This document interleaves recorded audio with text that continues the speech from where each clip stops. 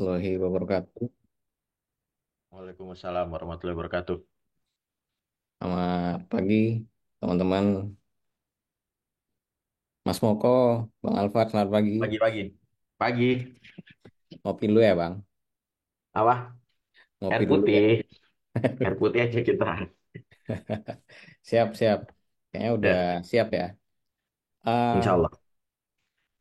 saya izin membuka sebagai perwakilan dari panitia. Tentunya mengucapkan terima kasih untuk rekan-rekan yang sudah hadir, khususnya kepada Mas Moko sebagai moderator dan Bang Alfat sebagai pemantik kita hari ini. Selamat datang di diskusi FKDP, Forum Kajian Dunia Peradilan yang ke-24 di rentetan 2 tahun ke belakang ya, yang setelah kita buka untuk publik. Hari ini kita akan membahas pemaafan hakim. Ini hal yang sangat menarik, teman-teman. Permaafan hakim atau rechtelijk pardon ini kalau di Belanda udah lama, tapi di kita baru akan gitu. Ini konsep yang sangat unik ya, karena seharusnya ketika perkara yang dimana ada pelakunya ya, si terdakwa, masuk pengadilan itu dengan teori-teori yang ada ya, teori pembalasan dan lain-lain itu harusnya dihukum.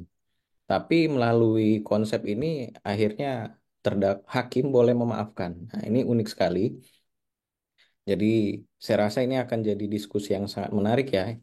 Ini akan memberikan warna baru dalam penegakan hukum kita ke depan. Jadi teman-teman nanti jangan kaget kalau ada terdakwa bahasanya di koran dimaafkan oleh hakim. Karena memang ada peraturannya nanti di dalam KUHP kita. Itu kurang lebih yang akan dibahas. Hari ini moderatornya ada Mas Nurolo Jarmoko, beliau hakim dari Pengadilan Negeri Keva Mananu. Ini kita sudah tidak perlu ragukan lagi, beliau calon doktor dari Universitas Jember.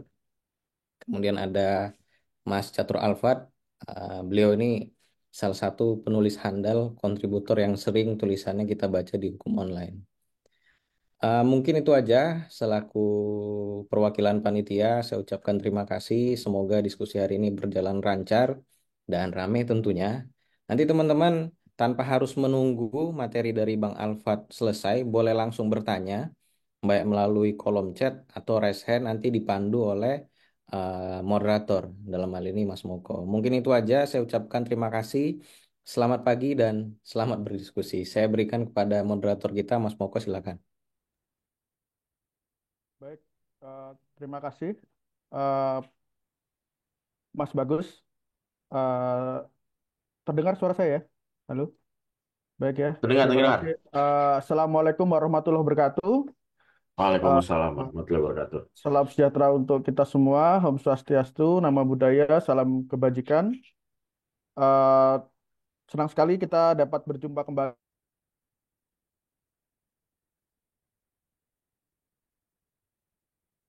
Eh, Lambat laut, eh, peserta kita meningkat dengan dari berbagai profesi ya. Semoga eh, teman-teman sekalian dapat memberikan kasanah juga ya apa terkait dari berbagai profesi tentunya akan memberikan perspektif-perspektif yang lain yang akan memperkaya diskusi ini gitu. Saya juga sampaikan terima kasih kepada media partner ya hukum online yang meliput diskusi kami. Semoga dengan jangkauan dari hukum online dapat menambah apa namanya influence apa menambah apa ya jangkauan dari peserta kita. Ya, terlebih dahulu saya memperkenalkan diri saya.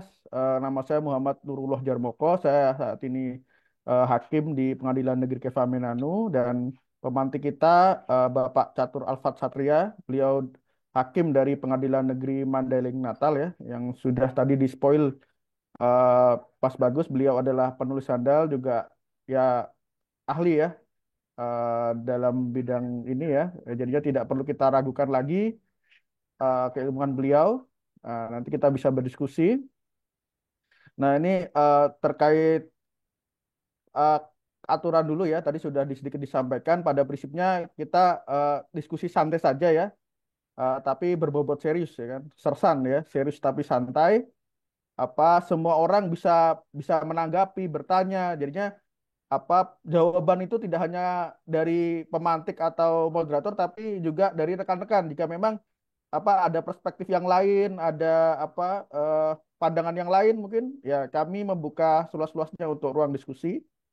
Nah, apa kemudian ini mungkin sampai jam 11 ya, 11 atau setengah 12-an ya, 2,5 jam mungkin apa begitu ya terkait materi mungkin akan saya jelaskan sedikit sebenarnya konsep pemaafan Apin sebenarnya sudah lama ya sudah di belahan dunia lain itu sudah banyak di Prancis di Inggris dan sebagainya tapi untuk di Indonesia baru kita kenal sekarang walaupun memang ya beberapa sudah ada undang-undang ya undang-undang yang sudah mengadopsi tapi eh, hanya untuk spesifikasi tertentu begitu ya nah tapi kalau ini berlaku umum.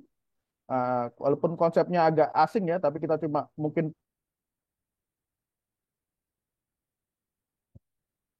yang belum, yang masih asing mungkin, wah ini kok hakim bisa memaafkan. Ini sebenarnya yang apa, yang jadi korban siapa hakimnya atau apa korbannya kok hakim berhak memaafkan dan sebagainya. Terus kemudian ini karena masih apa ya, masih aturan saja belum berlaku.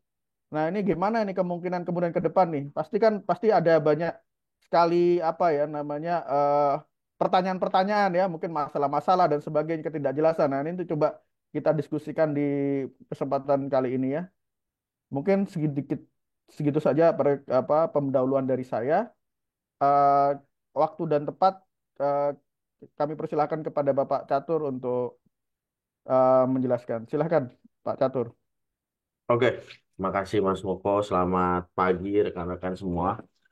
Hari ini saya akan menjelaskan sebetulnya sedikit lah tentang konsep pemaafan hakim atau judicial pardon atau Rechtelijk pardon. Sudah terlihat ya? Ini saya, slide Sudah, saya. sudah Mas, sudah Mas. Ya, ya jadi memang eh, konsep pemaafan hakim ini tadi sudah dibilang ya memang baru eh, diterapkan di Indonesia walaupun secara normatif sebetulnya itu sudah ada sekilas lah, sudah ada sebetulnya di Undang-Undang SPPA yang mungkin nanti akan saya jelaskan gitu kan. Ya ini slide-nya saya juga akan memperkenalkan juga dari Forum Kajian Dunia Peradilan ya. Nah kita mulai dari dua kasus yang sangat happening di eranya di tahun 2009 dan di tahun 2015 ya. Jadi ada kasus Nenek Minah yang mencuri 3 buah kakao dihukum 1 bulan 15 hari. Walaupun kalau dibaca detail beritanya sebetulnya percobaan ya hukumannya dan juga Nenek Asyani juga dinyatakan bersalah. Ya walaupun akhirnya hukumannya juga sama percobaan. Cuman dua kasus ini bisa dibilang membuka mata kita bahwa ada yang kurang dari eh, penegakan hukum kita. Ada yang miss yang belum diatur di dalam penegakan hukum kita. Yang mana akhirnya salah satu ya mungkin adalah pengaturan mengenai judicial pardon atau rechtelijk pardon. Dua kasus ini cukup menyita perhatian ya pada waktu itu. Dan nah, saya mengambil sebuah ya ayat di kitab suci, yaitu pertama maafkanlah niscaya kamu akan dimaafkan oleh Allah dan dari Matius dari hadis riwayat At-Tabrani lalu dari Matius 14:15 karena jikalau kamu mengampuni kesalahan orang Bapamu yang di surga akan mengampuni kamu juga tapi jikalau kamu tidak mengampuni orang Bapamu juga tidak akan mengampuni kesalahanmu. Nah walaupun konteksnya ini mungkin dalam konteks personal ya orang dengan orang nah kita tapi juga bisa mencoba kita perluas lagi konteksnya yaitu terkait dengan bagaimana kita membuat sebuah keseimbangan antara justice dan mercy gitu loh. Ini suara saya terdengar ya Mas Moko ya? Terdengar Mas, terdengar. Siap, Ya. siap. Jadi bagaimana antara keadilan dan juga permaafan gitu kan atau mercy atau pengampunan.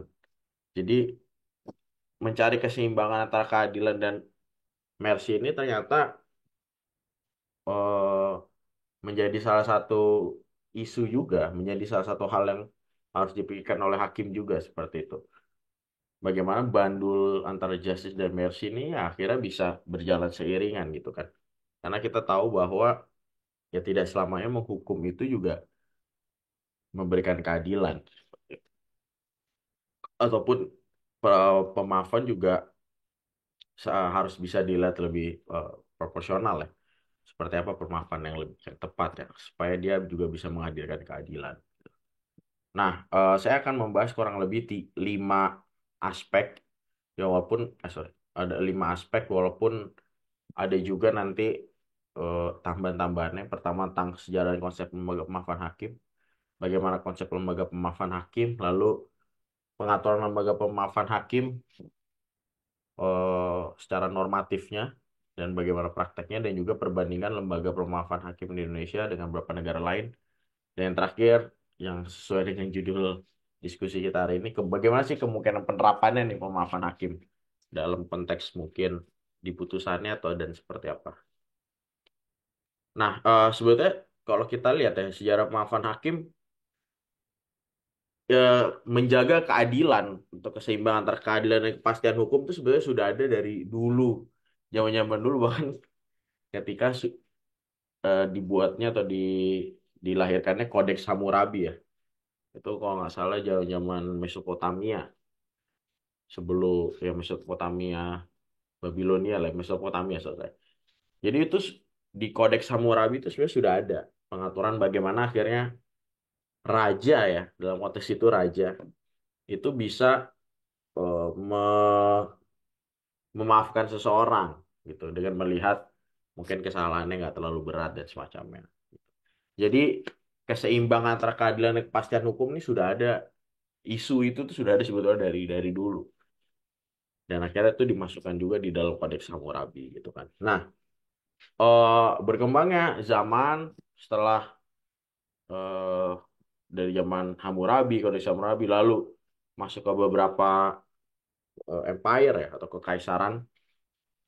Salah satunya Kekaisaran Romawi. Jadi setiap kepala negara, dalam hal ini raja, itu akhirnya diberikan kewenangan absolut gitu kan untuk memaafkan seseorang sebelum berkembangnya paham separation of power, yaitu pemisahan kekuasaan yang sangat happeningnya ya, yang sangat terkenalnya ketika Revolusi Prancis, dan akhirnya dicetuskan oleh Montesquieu yang sekarang dipedomani oleh hampir semua negara. Jadi pertama Kekaisaran Romawi, Raja Romawi bisa memberikan pemaafan seperti itu. Dinasti Han pas di Kekaisaran Cina juga ada pengaturan mengenai pemaafan. Walaupun pada waktu itu ya eh, ini raja ya, karena awalnya eh, ju- pardoning. Jadi pardon itu sebetulnya dimiliki oleh kepala negara atau executive power sebetulnya. Ini masuk dalam konteks pardoning power ya, gitu. Dan yang terakhir Raja Charles, Raja Inggris. Nah, tapi dalam berkembangnya ternyata pardoning power kita nggak atau kewenangan memaafkan ini akhirnya disalahgunakan. Terjadi penggunaan kewenangan yang ugal-ugalan. Saya menggunakan istilah ugal-ugalan ya. Jadi bahkan King Charles ini dia menjual kewenangan untuk memaafkannya itu seharga dua dua emas atau apa saya lupa. Pun juga Kekaisaran Romawi juga akhirnya memberikan juga sebetulnya bargaining power ke beberapa orang yang dispesialkan. Jadi orang melihat akhirnya ini ternyata bargaining power hanya menguntungkan segelintir pihak, hanya menguntungkan segelintir orang yang dekat dengan kekuasaan raja pada waktu itu. Nah, sehingga setelah Revolusi Prancis nggak bisa nih bargaining power atau eh, kewenangan untuk memaafkan ini hanya dimiliki oleh raja atau hanya dimiliki oleh executive power. Dia harus dibatasi oleh kekuasaan lain, dan itu akhirnya berkembang setelah adanya paham pemisahan kekuasaan atau separation of power. Perlu ada eh, semacam intervensi dari kekuasaan lain agar bargaining power ini nggak digunakan secara eksesif ya, nggak digunakan secara ugal-ugalan. Dan itu terjadi di waktu ada Pardons at Châtiment di Prancis, saya nggak tahu baca gimana. Yang mana akhirnya juri pada waktu persidangan itu memaafkan si terdakwa gitu. Nah, juri pada waktu itu dianggap sebagai part of atau bagian dari kekuasaan yudisial seperti itu. Nah, berkembangnya waktu muncul semacam rekomendasi dari Komisi Parlemen Menteri Dewan Eropa tahun 1976 bahwa hakim dapat tidak menjatuhkan pidana apapun untuk delik ringan. Nah, di sini mulainya akhirnya eh istilahnya kewenangan judicial pardon mulai diintrodusir, mulai diperkenalkan, tapi dibatasi hanya untuk delik ringan seperti itu. Dan sebenarnya di tahun 75, tahun 1975, Prancis pun juga udah mengadopsi itu. Jadi kalau kita lihat memang di dalam konteks eh, du- negara modern ya, mungkin di hukum yang modern setelah Perang Dunia Kedua, Prancis yang pertama kali mengadopsi judicial pardon itu di tahun 75 dan akhirnya tuh diintroduksi di Eropa tahun 76 gitu. Nah, berbicara juga tentang lembaga pemaafan hakim, kalau kita kaitkan lagi dengan pardoning power, maka kita bisa lihat kalau dilihat di Undang-Undang Dasar 45, sebelum adanya amandemen, presiden pun juga berhak untuk memberikan gerasi, rehabilitasi, amnesti maupun abolisi kan, pardoning power dari presiden. Tapi tahun setelah reformasi ya, sebelum reformasi seperti setelah reformasi, dengan di amandemen UUD 45, pardoning power atau kekuasaan memaafkan presiden mulai ada bukan harus diseimbangkan kan. Jadi kayak misal untuk mengeluarkan regresi dan rehabilitasi, presiden harus mendapatkan pertimbangan dari Mahkamah Agung gitu kan. Nah, eh, untuk amnesti dan abolisi misalnya presiden harus harus ada pertimbangan dari Dewan Perwakilan Rakyat gitu. Jadi memang kalau kita lihat seperti itu dinamikanya, pardoning power akhirnya dari kuasa eksekutif coba dikurangi dengan adanya harus ada masuknya beberapa eh, intervensi kekuasaan yang lain itu dari legislatif dan kekuasaan yudisial. Di satu sisi akhirnya publik melihat bahwa kekuasaan yudisial harus diberikan juga power eh, menggunakan kita tahu judicial pardon seperti itu.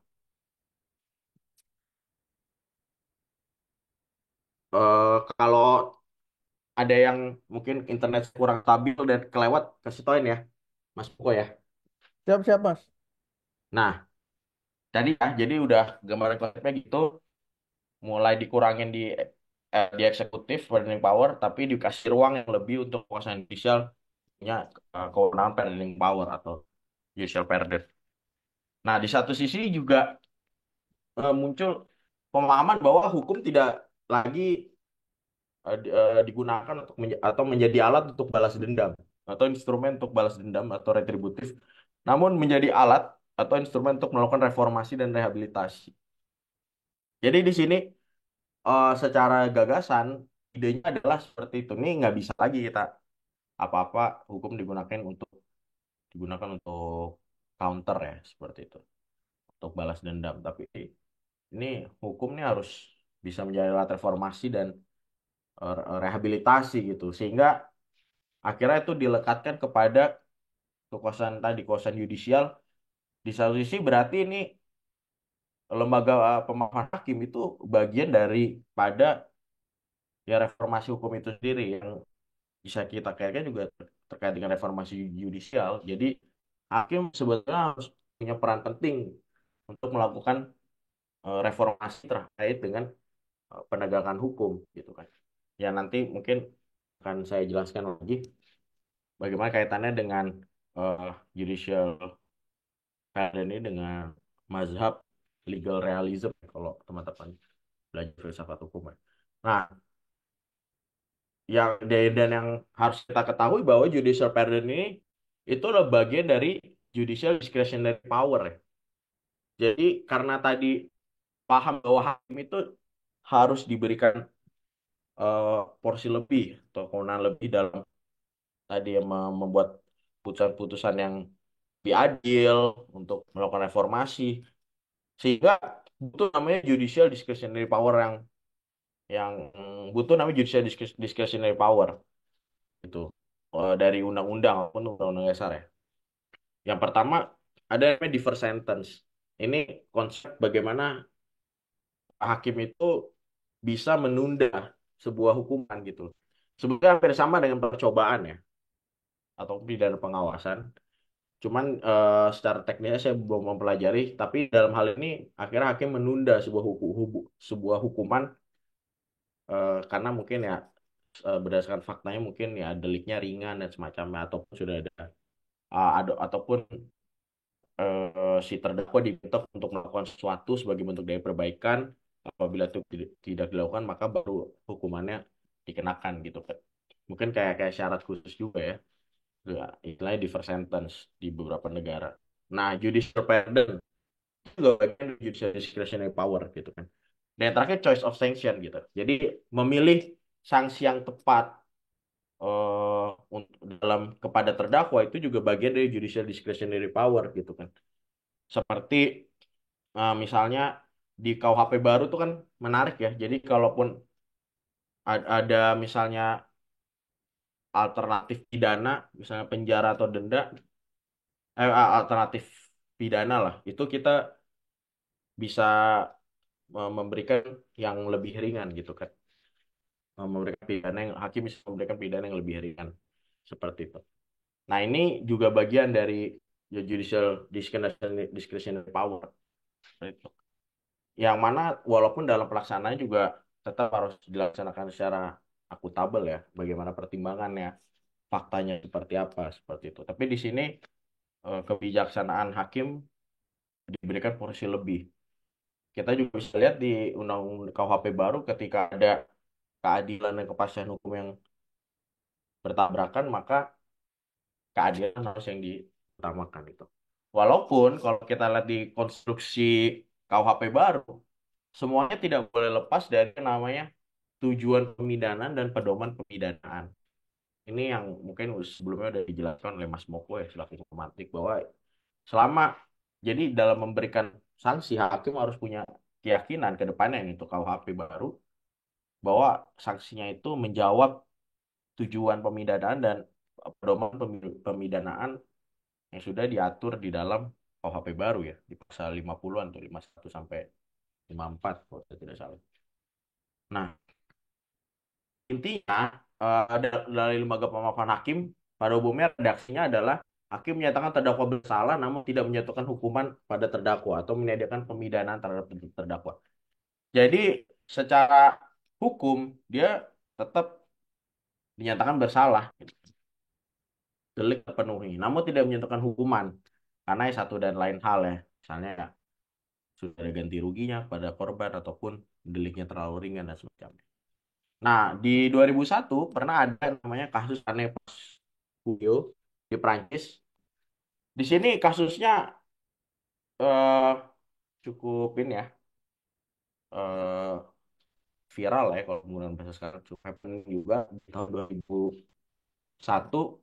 Jadi seorang ibu itu si Anne Pascual-nya ini dia tidak tahan melihat anaknya yang kena penyakit autis terlalu berat gitu. Sehingga karena tidak tahan dengan penderitaan si anak sehingga dia memilih untuk membunuh si anak. Seperti itu. Nah, pada waktu itu dunia apa dinamika dinamika masyarakat di Prancis pada waktu itu bingung dan penegak hukum juga bingung juga dengan kasus seperti ini. Satu sisi masyarakat merasa bahwa ini ya nggak janganlah dihukum seperti itu. Tapi kalau berdasarkan hukum ya eh, jaksa ya pada waktu itu atau penegak hukum di Prancis pada waktu itu merasa ini sulit kalau nggak dilanjutkan karena pertama terdakwa sudah cukup umur sehingga tidak bisa dilakukan out of court settlement atau penyelesaian di luar dari pengadilan ya semacam diversi lah kalau kita ya. Nah yang kedua perbuatan yang dilakukan bukan termasuk tidak pidana ringan kan kasus pembunuhan seperti itu. Jadi ada dilema pada waktu itu penegak hukum ini nggak bisa di divert, nggak bisa diselesaikan melalui penyelesaian di luar pengadilan atau out of court settlement.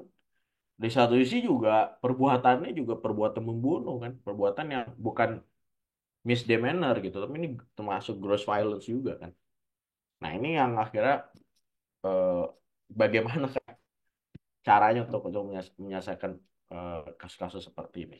Walaupun yang saya baca di artikelnya memang akhirnya jaksa tidak melanjutkan proses penuntutan, tapi di situ akhirnya mulai berpikir kita butuh semacam layer, nih. Kita butuh semacam layer apabila ada kasus-kasus yang memang secara hukum itu memang dia masuk dan mungkin termasuk yang berat ya gitu. Tapi ada layer di mana tetap keadilannya itu tetap terjaga gitu kan.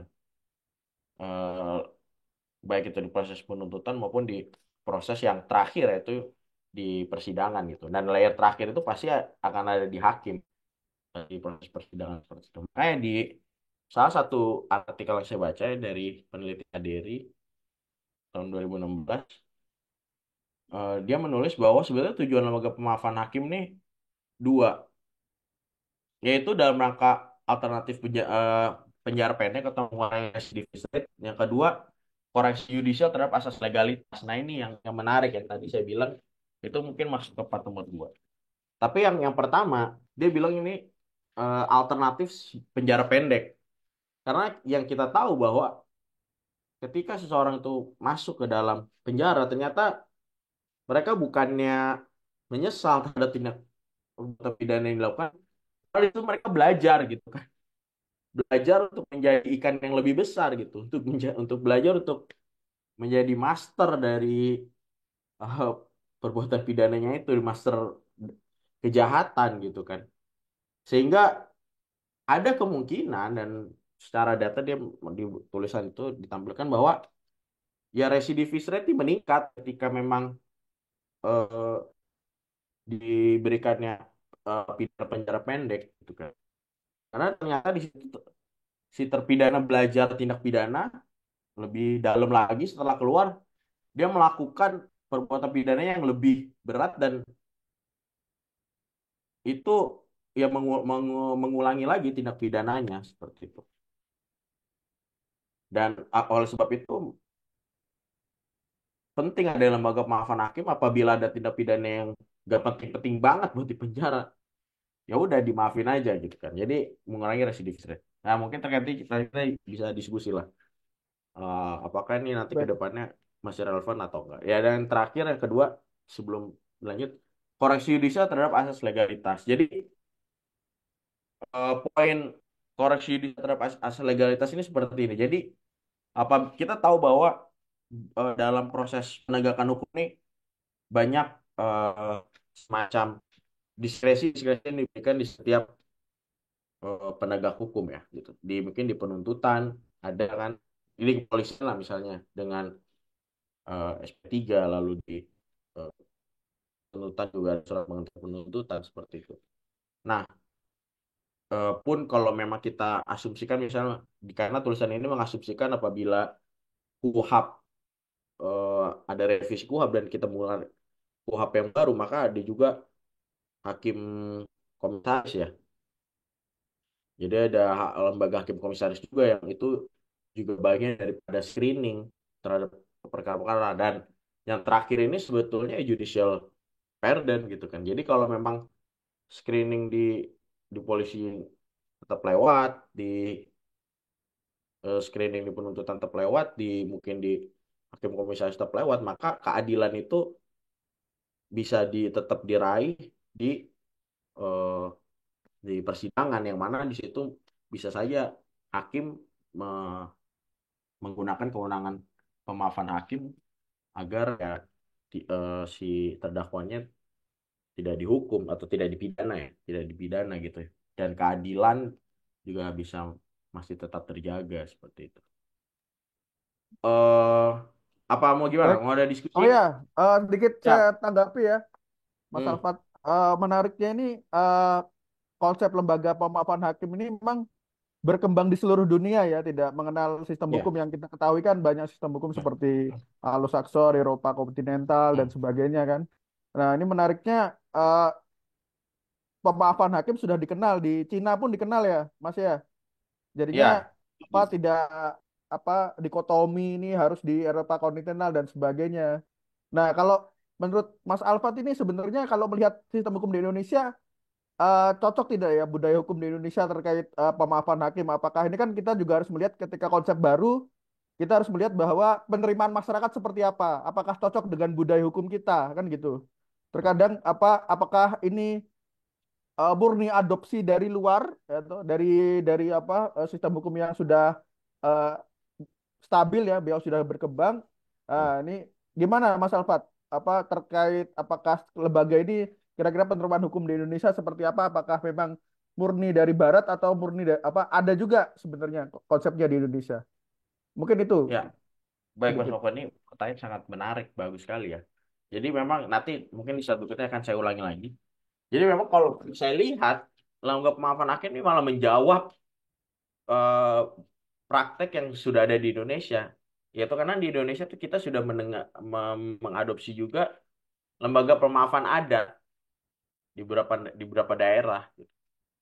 Ya ini mungkin bisa dicari lah ya di tentang bagaimana mungkin kalau yang kaitannya dengan eh, yang kasus yang sempat masuk ya di PN Sukamakmur gitu yang diputus oleh rekan kita juga Mas Rangga pada waktu itu.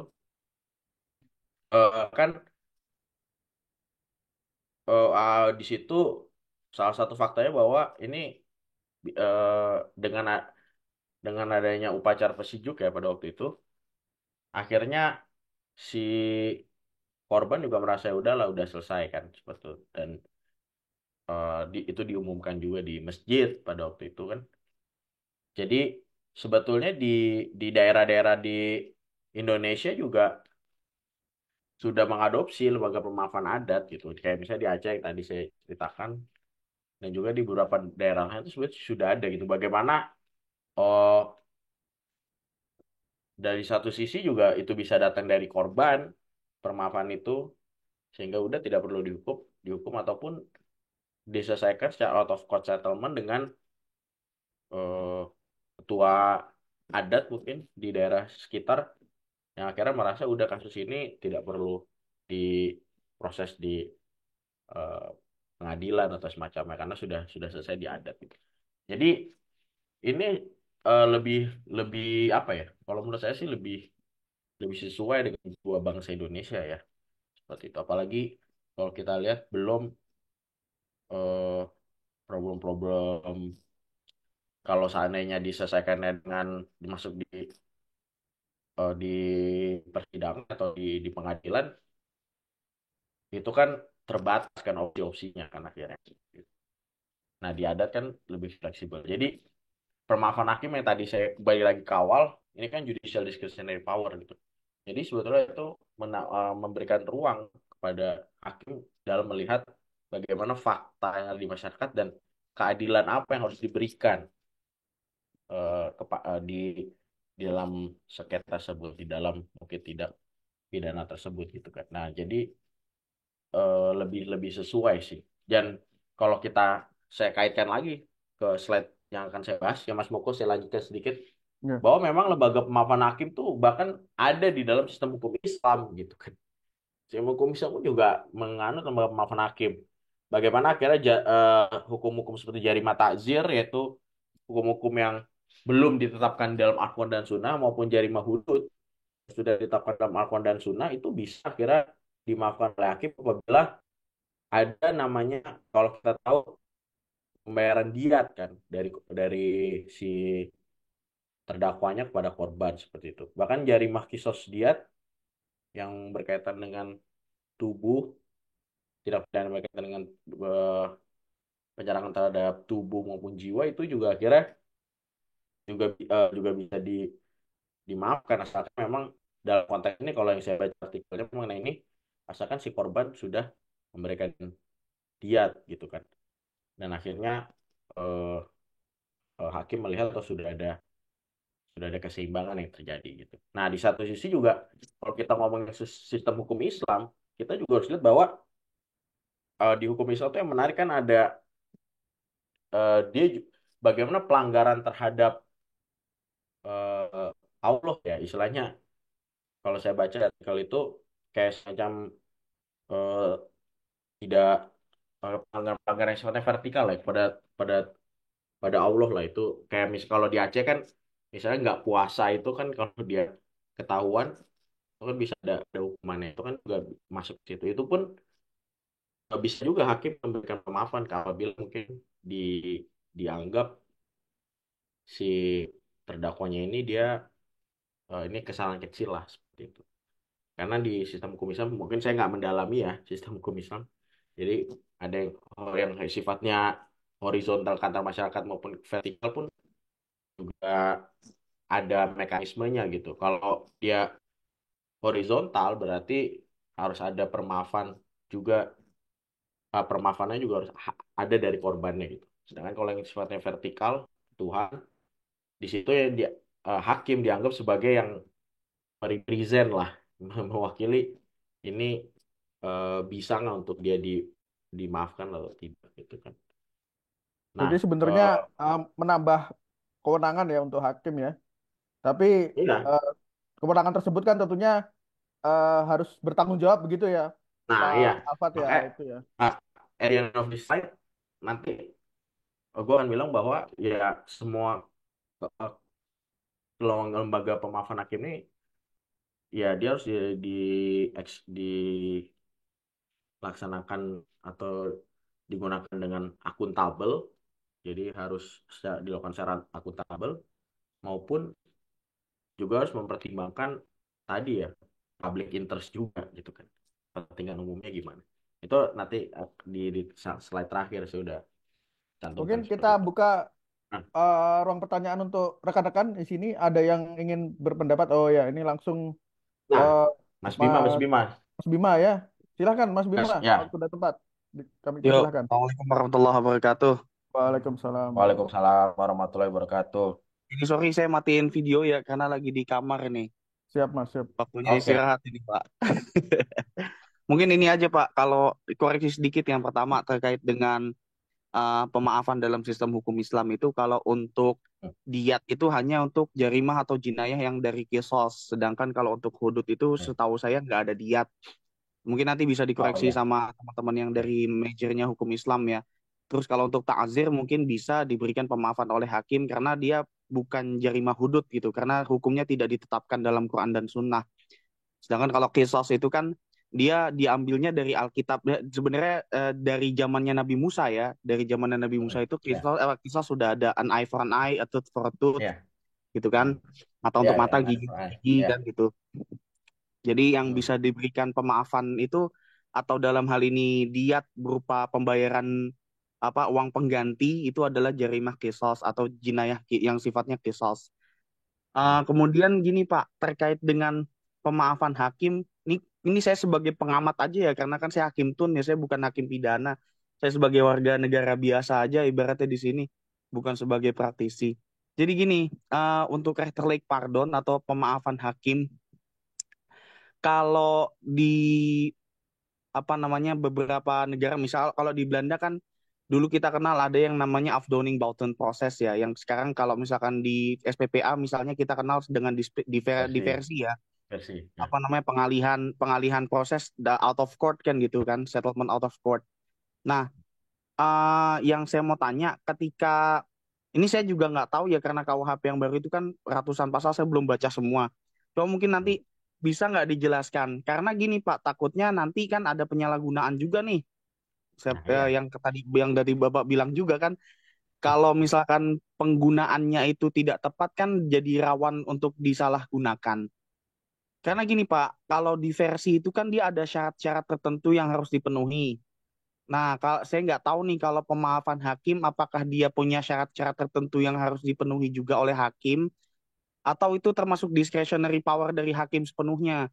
Karena kalau misalkan dikatakan hakim itu menggunakan discretionary power ketika dia memutus apa namanya pidana, artinya dia diberikan ruang yang terbuka untuk menafsirkan ketentuan atau pemidanaan yang akan dia pilih. Apakah dia akan memaafkan atau enggak kan gitu. Kan discretionary itu kan artinya pilihan ya. Diskresi itu kan atau discretion atau Hmm, diskresi dalam bahasa Belanda itu kan artinya pilihan. pilihan. Artinya hakim bebas memilih. Cuman apakah pilihannya itu dibatasi pada ruang-ruang tertentu dalam undang-undang atau enggak? Ini yang saya belum paham nih Pak. Nanti mungkin bisa dijelaskan. Karena kalau misalkan ini rawan juga terkait dengan ini Pak, penafsiran hukum progresif juga. Ini saya Hmm. agak-agak gimana Ya, gitu kan sama hakim-hakim siap, siap. progresif ini. Nanti takutnya kayak misalkan dulu kan pra peradilan diperluas objek sengketanya dari pasal 1 angka 10 junto pasal tujuh puluh Ya, tujuh KUHP ditambah jadi penetapan tersangka kan. masyarakat. Nah, Ya, ntar lama-lama Rechter Lake Pardon juga gitu Pak, yang syaratnya A B C D E ditambah sampai Z kan gitu sama hakim-hakim ya, progresif ini. Mungkin gitu Pak. ya, ya, ya. Untuk Mas Bima nih, saya keep dulu pertanyaannya, nanti saya jawab di akhir gitu. Ada di slide terakhir ya. Mungkin Oh ya, ya, ya. Mas Pada Bima. prinsipnya tentang syarat-syarat ya. Ya, karena itu kan eh, khusus untuk Indonesia, karena pertanyaan KUHP di Indonesia itu saya sudah ada bagian tersendiri. Saya Baik. lanjutin ini dulu ya Mas Bima Oh ya. ya, ya, silakan Ya, dilanjutkan, Pak siap. David. Ya. Ya tadi sebelumnya saya terima kasih atas koreksinya ya. Mungkin nanti teman-teman juga yang terkait dengan sistem hukum Islam ini, karena saya hanya membaca satu artikel dan saya tangkap, yang saya tangkap memang untuk jarimah hudud ini yang sudah menerima Al-Quran dan Sunnah, itu yang saya tangkap ya di dalam artikel itu bisa kan memang mungkin kejahatannya bukan termasuk kejahatan yang berat. Tapi itu saya tidak tahu lebih dalamnya mungkin. Tapi terima kasih atas masukannya dari Mas Bima. Nanti mungkin bisa ditanggapi oleh beberapa teman yang hadir di sini. Nah, terakhir, memang saya melihat, ini pendapat subjektif saya, lembaga pemaafan hakim ini memang dekat dengan mazhab legal realism ya, yang ada di Amerika maupun Scandinavian legal realism yang juga ada di Eropa Utara pada waktu ya di Eropa Utara ya, legal realism berkembangnya kan di situ. Jadi memang dia memberikan power kepada hakim ini cukup besar gitu. Sebagaimana legal realism, kalau kita baca artikel tentang American legal realism, ya keadilan itu ditentukan apakah keadilan ekstrimnya di legal realism itu, bahkan keadilan itu ditentukan oleh apakah si hakim ini dia sarapan atau tidak gitu kan. Ini hakim ini kondisinya sedang emosi atau tidak gitu kan. Saya melihat seperti itu gitu. Jadi memang di dekat dengan mazhab legal realism gitu. Karena kalau kita pelajari tentang mazhab legal realism ini memang cukup kontroversi ya di pada ketika mazhab ini muncul ya di sekitar tahun, saya lupa tapi 70 80-an mungkin, bagaimana mazhab legal realism itu Jerome Frank, lalu Oliver Wendell Holmes Jr. di Amerika itu mendominasi ya, dan disitulah hakim punya power lebih gitu dalam menghadirkan hukum yang adil yang tepat di masyarakat seperti apa gitu. eh nah, di Indonesia nih tadi saya menjelaskan lagi pertanyaan dari Mas Moko bahwa itu sebetulnya kita udah ada namanya lembaga pemaafan adat, dan ini memang yang sudah tumbuh di masyarakat hukum adat kita, sehingga itu coba diadopsi, di diformalkan, masuk ke pengadilan tuh jadi lembaga pemaafan hakim. Nah, memang akhirnya lembaga pemaafan hakim ini, benar kata Mas Bima tadi, ini sangat dekat dengan hukum progresif juga dari mungkin Sajito Raharjo ya, terkenal di Indonesia. Jadi ini bagian daripada progresivitas hukum. Saya berpendapatnya seperti itu. Dan itu sebenarnya sudah ada di pasal 5 ayat 1 Undang-Undang Kekuasaan Kehakiman, bahwa hakim dan hakim konstitusi wajib menggali, mengikuti, dan memahami nilai-nilai dan rasa keadilan yang hidup di dalam masyarakat. Itu kan. Walaupun di sini eh, belum belum se-eksplisit yang ada di KUHP baru ya, bahwa ketika kalau di KUHP baru kan ada pertentangan keadilan kepastian, maka hakim wajib mengutamakan keadilannya gitu kan. Nah, sedangkan kalau di sini lebih kepada menggali, mengikuti, dan memahami. Saya melihat nih, nilai rasa keadilan hidup dalam masyarakat. Lebih apa ya? Lebih lebih longgar lah penafsirannya ini lebih lebih lebih luas bagaimana ini maksudnya menggali mengikuti dan memahami ini seperti apa gitu kan. Nah, tapi saya lihat pintu masuknya sebetulnya dari sini gitu kan. Pasal 5 ayat 1 Undang Kekuasaan Kehakiman ini gitu. Nah, dalam berkembangnya waktu sebetulnya pemahaman mengenai judicial pardon ini ternyata sudah diatur di dalam pasal 70 Undang-Undang SPPA, Undang-Undang Nomor 11 Tahun 2012 tentang Sistem Peradilan Pidana Anak. Bahwa ringannya perbuatan, keadaan pribadi anak, atau keadaan pada waktu dilakukan perbuatan atau yang terjadi di kemudian hari dapat dijadikan atau yang terjadi di kemudian dapat dijadikan dasar pertimbangan hakim untuk tidak menjatuhkan pidana atau mengenakan tindakan dengan mempertimbangkan segi keadilan kemanusiaan. Jadi di dalam pasal 70 ini sebetulnya hakim diberikan dua opsi. Ketika memang ada suatu yang ringannya perbuatan, keadaan pribadi anak, dan keadaan pada waktu dilakukan perbuatan atau terjadi di kemudian, dapat dijadikan dasar pertimbangan hakim. Ada untuk satu, tidak menjatuhkan pidana, yang kedua atau mengenakan tindakan gitu, dengan mempertimbangkan keadaan kemanusiaan. Nah, namun dalam praktik yang berkembangnya undang SPPA ini, hakim lebih prefer dan untuk menggunakan tindakan gitu, untuk memberikan memberikan pemidanan tindakan gitu, dibandingkan permaafan hakim gitu. Ya, ini saya juga tidak tahu mengapa seperti itu. Mungkin karena tindakan itu dia lebih karena kan kalau kita lihat undang SPPA tindakan ini kan sudah dijelaskan juga kan diperinci yang dimaksud dengan tindakan seperti apa gitu. Sedangkan mungkin maksud tidak menjatuhkan pidana ini bagi hakim hakim waktu itu ya mungkin dengan pas undang-undang ini lahir ya merasa belum bagaimana ini implementasinya mungkin tidak bisa terbayangkan kan. Nah, sedangkan kalau mengenakan tindakan karena itu sudah diperinci dalam undang-undang mungkin oh ini lebih lebih possible gitu kan. Sehingga dalam prakteknya pengenaan tindakan itu menjadi lebih dominan dibandingkan tidak menjatuhkan pidana dengan mempertimbangkan keadilan kemanusiaan. Nah, di saya balik dulu Mau, deh. Sorry, iya, sebentar Mas Koko. Di iya. ber, tahun 2021 ternyata ada juga nih hakim yang akhirnya di kasus SPPA di kasus pidana anak dia akhirnya menjatuhkan pemaafan hakim gitu yang dilakukan di PN Rengat ya itu juga sempat hype juga happening juga di putusan nomor 2 tahun 2021 di PN Rengat putus anak di situ hakim dengan mempertimbangkan dari kemanusiaan akhirnya memilih untuk tidak menjatuhkan pidana uh, bukan mengenakan tindakan terhadap kasus tersebut gitu. Gimana Mas Moko? Ya tadi saya sambung sedikit. Eh, Hmm. Sebenarnya kan konsep ini sudah ada ya dalam hukum positif ya. Memang walaupun memang dalam perkara anak saja belum menyeluruh ya. Tapi Hmm. yang masih saya jadi penasaran, mengapa ya? Maksudnya dari tahun 2012 sampai sekarang 2024 ini eh, terkait putusan tadi yang apa mengakomodasi pasal 70 ini masih hitungan jari, Mas. Maksudnya apa ini faktornya? Maksudnya ini kan apa ya? Walaupun memang disebut hal baru juga tidak ya.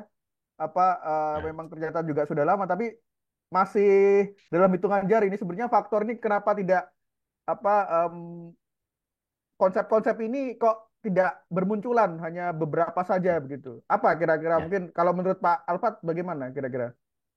Kalau dari saya, Mas, ini sebetulnya nasibnya sama kayak penerapan syarat khusus dalam pidana percobaan di KUHP 14C. Jadi kalau saya melihatnya karena mungkin ya si hakim pada waktu itu lebih kepada ini bingung ketika mungkin diputuskan, lalu bagaimana nanti eksekusinya dan semacamnya gitu kan. Kayak misalnya pidana khusus lah, pidana khusus itu kan syarat khusus, sorry, syarat khusus itu kan bahkan sebetulnya restitusi pun bisa masuk syarat khusus di pidana itu 14C kan. Seperti itu dengan ganti rugi dan semacam itu bakal bisa masuk ke situ. Cuman akhirnya hakim lebih memilih untuk menerapkan syarat umum gitu kan 14A gitu. Nah, saya melihatnya seperti itu karena tidak menyatakan pidana dan menolak tindakan dalam hal ini tidak menjatuhkan pidana ini seperti apa gitu kan. Pertama mungkin terkait dengan eksekusinya nanti seperti apa. Yang kedua di putusannya nanti bagaimana kan mungkin redaksinya dan semacamnya gitu kan. Nah, itu yang akhirnya kalau saya lihat menjadi menjadi alasan ya bagaimana akhirnya akhirnya hakim lebih memilih untuk mengenakan tindakan. Karena kalau mengenakan tindakan, tindakan itu sudah diatur jelas di Undang-Undang SPPA gitu kan. Ya mungkin juga ya ini mungkin terkait dengan bagaimana ketika undang-undang ini hadir, sosialisasi terhadap undang-undang ini seperti apa gitu kan.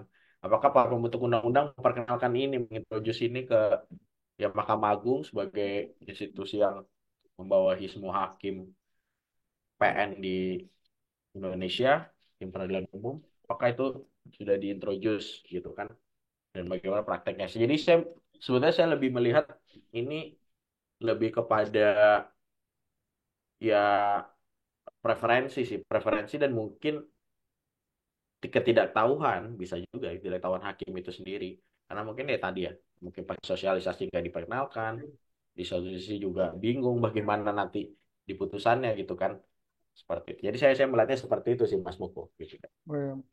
Ya semoga ke depan memang konsep-konsep ini dapat diaplikasikan secara penuh ya. Apa Ya, ya, jelas. karena ya karena tadi mungkin ada Ya beberapa Mas. kelemahan. Eh, halo mungkin ada yang nyambung. Ya dari mungkin ada beberapa tadi yang menjadi catatan Pak Alfat ya terkait mengapa kok konsep-konsep ini belum banyak dipergunakan begitu kan. Nah, ini semoga ke depan dengan adanya pemahaman ini atau lembaga ini semoga bisa dioptimalkan ya demi tadi apa kembali kepada tujuan KUHP ya dan tadi ada keadilan dan kemanusiaan tadi tersebut. Baik, mungkin kita buka ruang Nah, pertanyaan, Pak Alfat, bagaimana agar aktif oh boleh mungkin boleh boleh boleh boleh siap. eh, silakan Masih rekan-rekan. banyak. Sebenarnya masih, oh ya Pak Bima lagi. Wah, Mas Bima lagi. Mohon Siap, maaf Pak, Mas yang Bima. tadi belum kejawab Pak. Oh Kalau iya, ngejawab misalkan, yang ya sorry, kan ah, kalau ini di slide ini. Di slide ini. enggak Nanti gini, yang tadi ya. pertanyaan saya itu kan Ah, kalau di KUHP kan ada syaratnya. Iya, saya tahu ada syaratnya. Yang syaratnya itu kalau yang ah, di slide Bapak ini kan di pasal 54 ayat 2.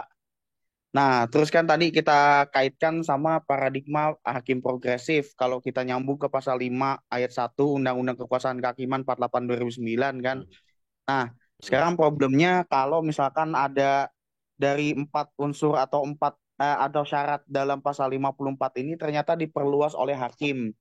Bisa atau enggak? Ya, Misalnya contoh gini, kayak tadi kasus yang di Prancis itu kan sebenarnya paradigma hukum Prancis kan tidak mengenal out of court settlement, terus dia juga tidak bisa dimaafkan karena itu merupakan pembunuhan kan gitu. Tapi hmm, ternyata hmm, hakim juga tetap memaafkan keadaannya si pelaku kan gitu.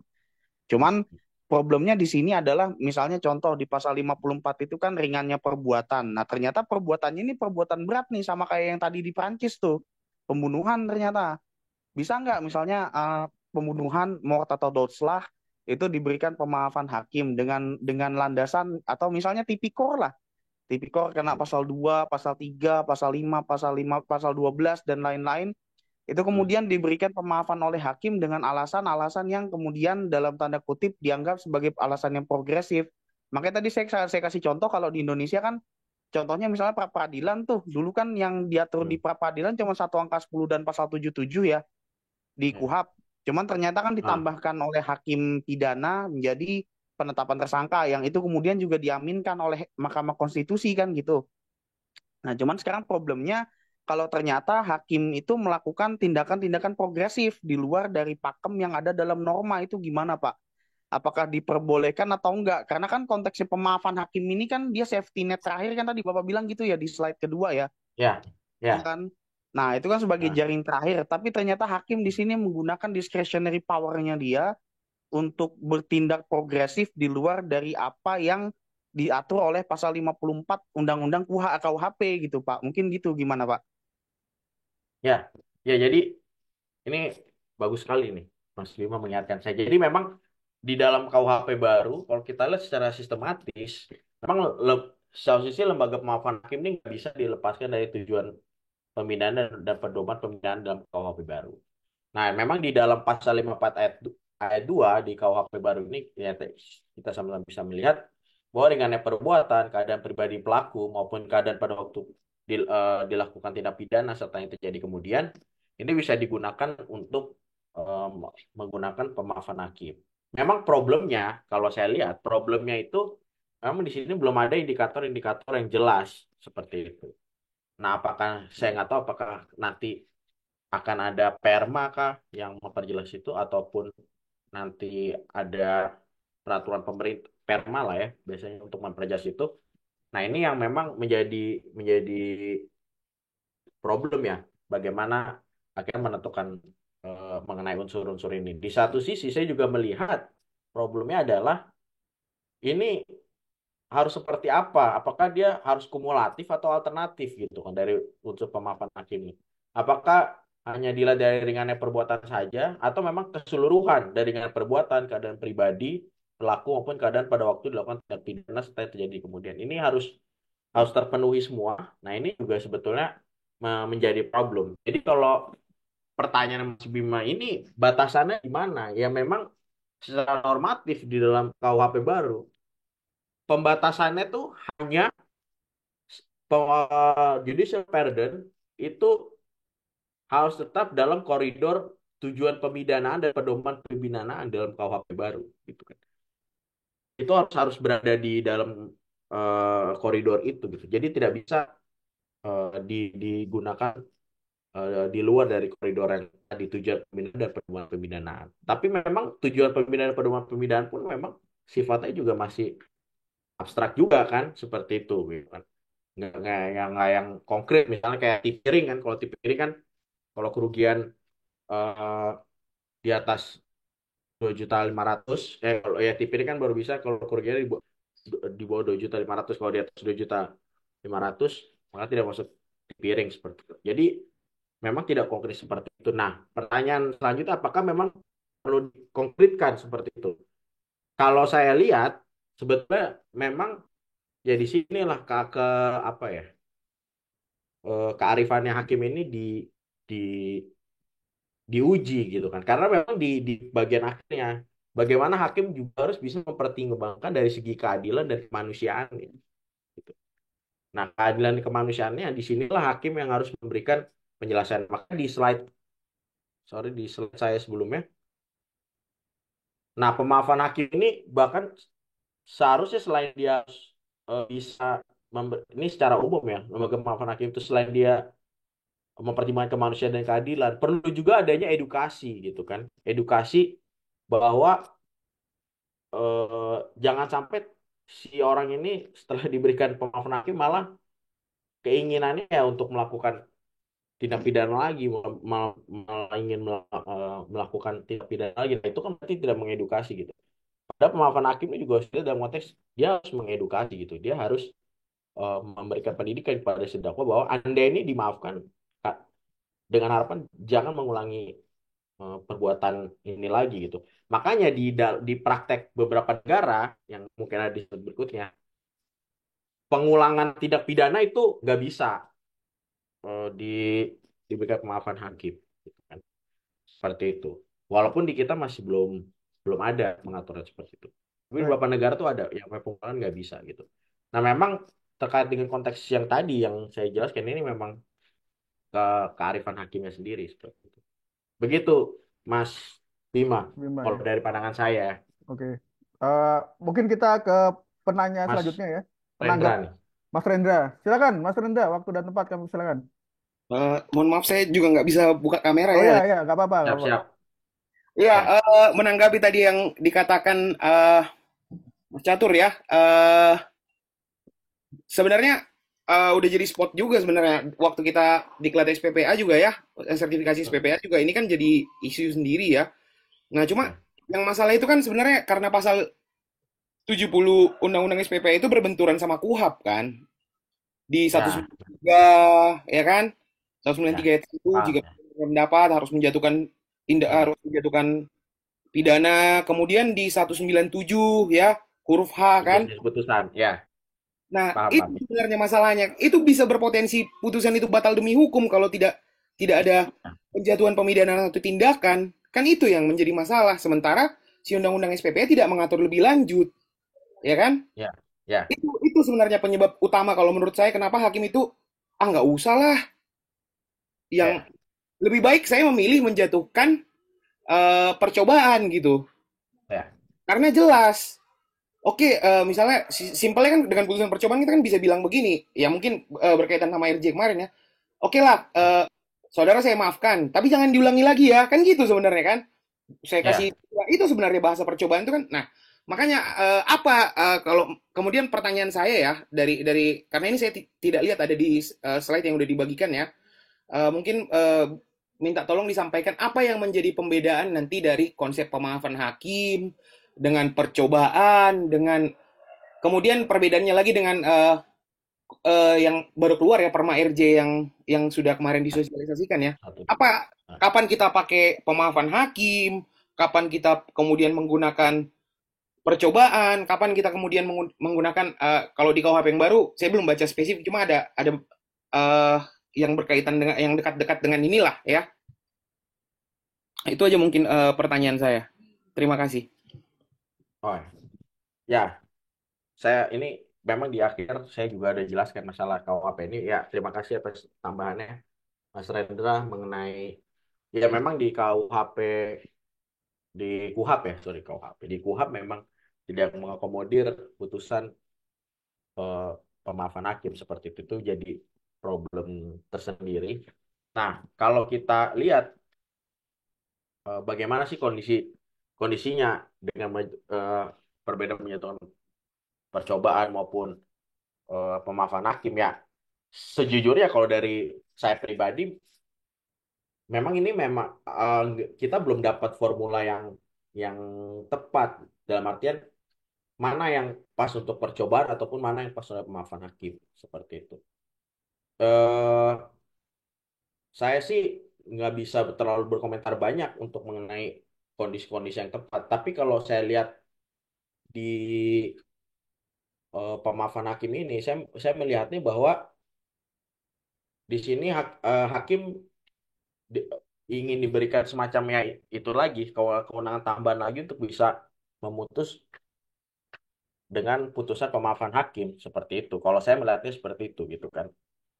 Apakah ini nanti banyak yang menggunakan atau enggak? Memang saya sendiri masih belum belum tahu bagaimana ke depannya karena di satu sisi juga ini belum diakomodir di KUHP seperti itu. Mungkin ya seperti itu Mas Mas Rendra jawaban saya karena akhirnya juga kalau dikaitkan dengan eh, putusan misalnya percobaan ya bahkan kayak ya tadi saya bilang kayak syarat khusus pun juga jarang juga akhirnya hakim menggunakan putusan dengan syarat khusus gitu kan.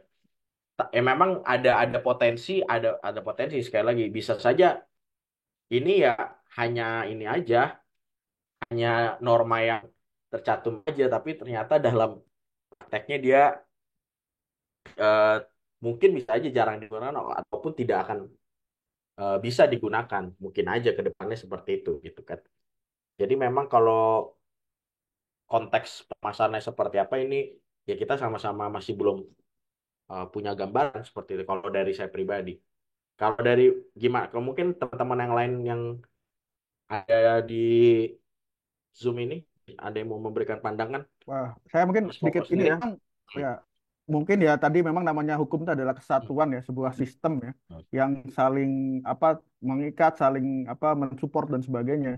Makanya eh, dia tadi kalau SPPA tuh ada anu khusus lah karena memang ya tadi ada kelemahan yang ternyata ya berbenturan ya di apa di KUHP itu kan.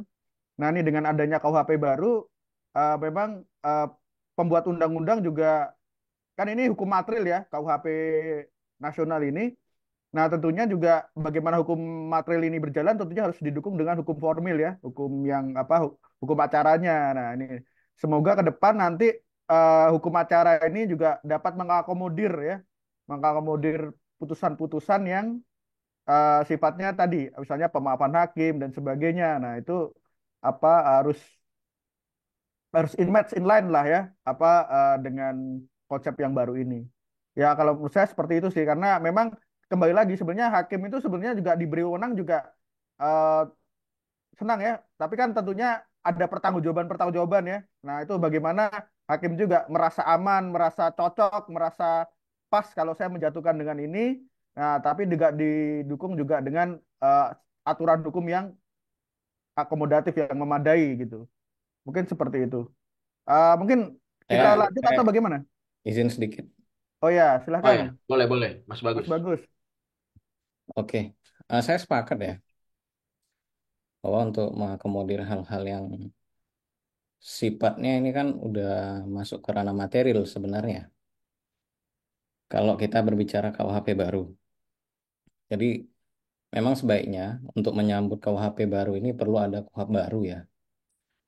Tapi kalau dalam konteks SPPA, saya sendiri berpendapat once SPPA bilang itu boleh tidak dijatuhkan pidana, kita harus memahaminya juga sebagai dalam ruang lingkup hukum formil. Karena kita tidak bisa memasukkan SPPA dalam acara biasa, acara cepat, atau acara singkat. SPPA adalah acara tersendiri kalau menurut saya. Sehingga walaupun KUHP bilang demikian, ya, itu yang terjadi di dalam SPPA. Artinya putusan itu tidak hanya berupa pemidanaan atau bebas lepas gitu. Ada putusan berupa Silakan. tidak mempidana dalam SPPA gitu. Tapi kalau dalam konteks KUHP baru, saya sepakat bahwa harus ada perubahan di dalam KUHP-nya gitu. Mungkin itu dari saya sedikit. Terima kasih. Ya, makasih Baik. Mas. Saya izin lanjut dulu ya, Mas Moko. Lanjut aja dulu Mas ya. Oh ya, siap, siap. Terima kasih. Ya, saya sedikit tadi ya mungkin saya juga di dalam aturan KUHP juga apakah memang tadi syarat-syarat tadi itu sifatnya kumulatif atau alternatif itu ini juga masih pertanyaan di KUHP baru kan seperti itu. Nah ini saya juga coba lihat beberapa perbandingan di negara lain, pertama di Uni Emirat Arab, judicial pardon bisa digunakan untuk eh, apa eh, apabila si terdakwa atau pelaku tindak pidana itu di bawah 21 tahun dan memang melakukan tindak pidana ringan. Mereka menggunakan istilah misdemeanor dan untuk pertama kalinya. Makanya tadi saya bilang di beberapa negara ketika dia pengulangan, walaupun untuk sama-sama tindak pidana ringan itu tidak bisa digunakan user payment. Ataupun mutual insult or assault. Ini mutual insult or assault tuh lebih kepada kayak misalnya orang yang saling membalas lah tindak pidana. Kayak misalnya dipukul terus pukul balik dan semacamnya. Nah ini itu juga bisa ada judicial pardon dengan syarat memang adanya eh, perdamaian seperti itu. Dan terdakwa masih minor nature. Minor nature di sini ya masih di bawah umur dan korban secara sukarela menghilangkan hak untuk menuntut. Jadi di satu sisi bisa juga judicial pardon digunakan oleh hakim ketika memang korban ya udahlah mungkin nggak terlalu penting kalau misalnya masuk persidangan jadi lebih ribet dan semacamnya. Ya udah akhirnya secara sukarela menghilangkan hak untuk menuntutnya atau personal rights-nya. Dan yang terakhir ter judicial pardon bisa dilakukan apabila memang terdakwa melakukan suatu perbuatan dengan itikat baik. Misalnya contohnya self defense. Self defense pun kalau kita mungkin itu bisa digunakan sebagai syarat alasan pemaaf ataupun alasan pembenar ya. Nah di Uni Emirat Arab ini saya lihat saya nggak tahu nggak mendalami lebih dalam apakah mereka ada konsep alasan pemaaf atau alasan pembenar. Tapi di artikel yang saya baca si penulis memasukkan itu dalam konteks judicial pardon. Gitu. Jadi uh, exit limitation in good faith, bahasanya seperti itu.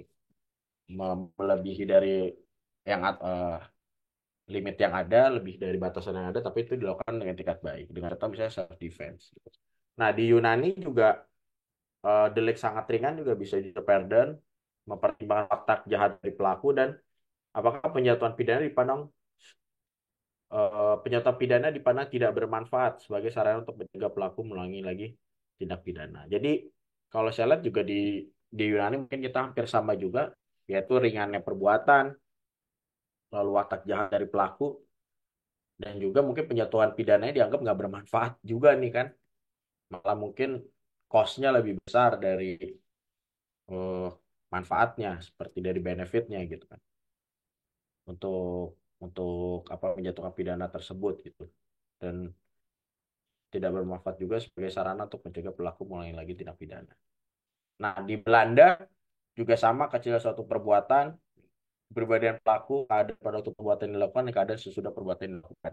Ini kurang lebih hampir sama dengan di Indonesia dan di Portugal kesalahan minimal mungkin sama juga maksudnya tindak pidana ringan kerugian telah dibayar sudah ada eh, apa cost yang dibayar oleh terdakwa kepada korban kerugian-kerugian yang dialami oleh korban dan terakhir tidak ada faktor penghalang penyelesaian. Kalau saya melihatnya ini mungkin lebih kepada public safety-nya, public interest-nya gitu. Jadi ketika oke mungkin terdakwa dan korban sudah minta maaf, tapi mungkin ada hal yang menghalangi dalam penyelesaian itu. Misalnya publik merasa ada insekuritas gitu kan, secara keamanannya akhirnya merasa ya udahlah ini nggak bisa gitu. Itu tafsiran saya terkait dengan poin tiga tidak ada faktor penghalang penyelesaian.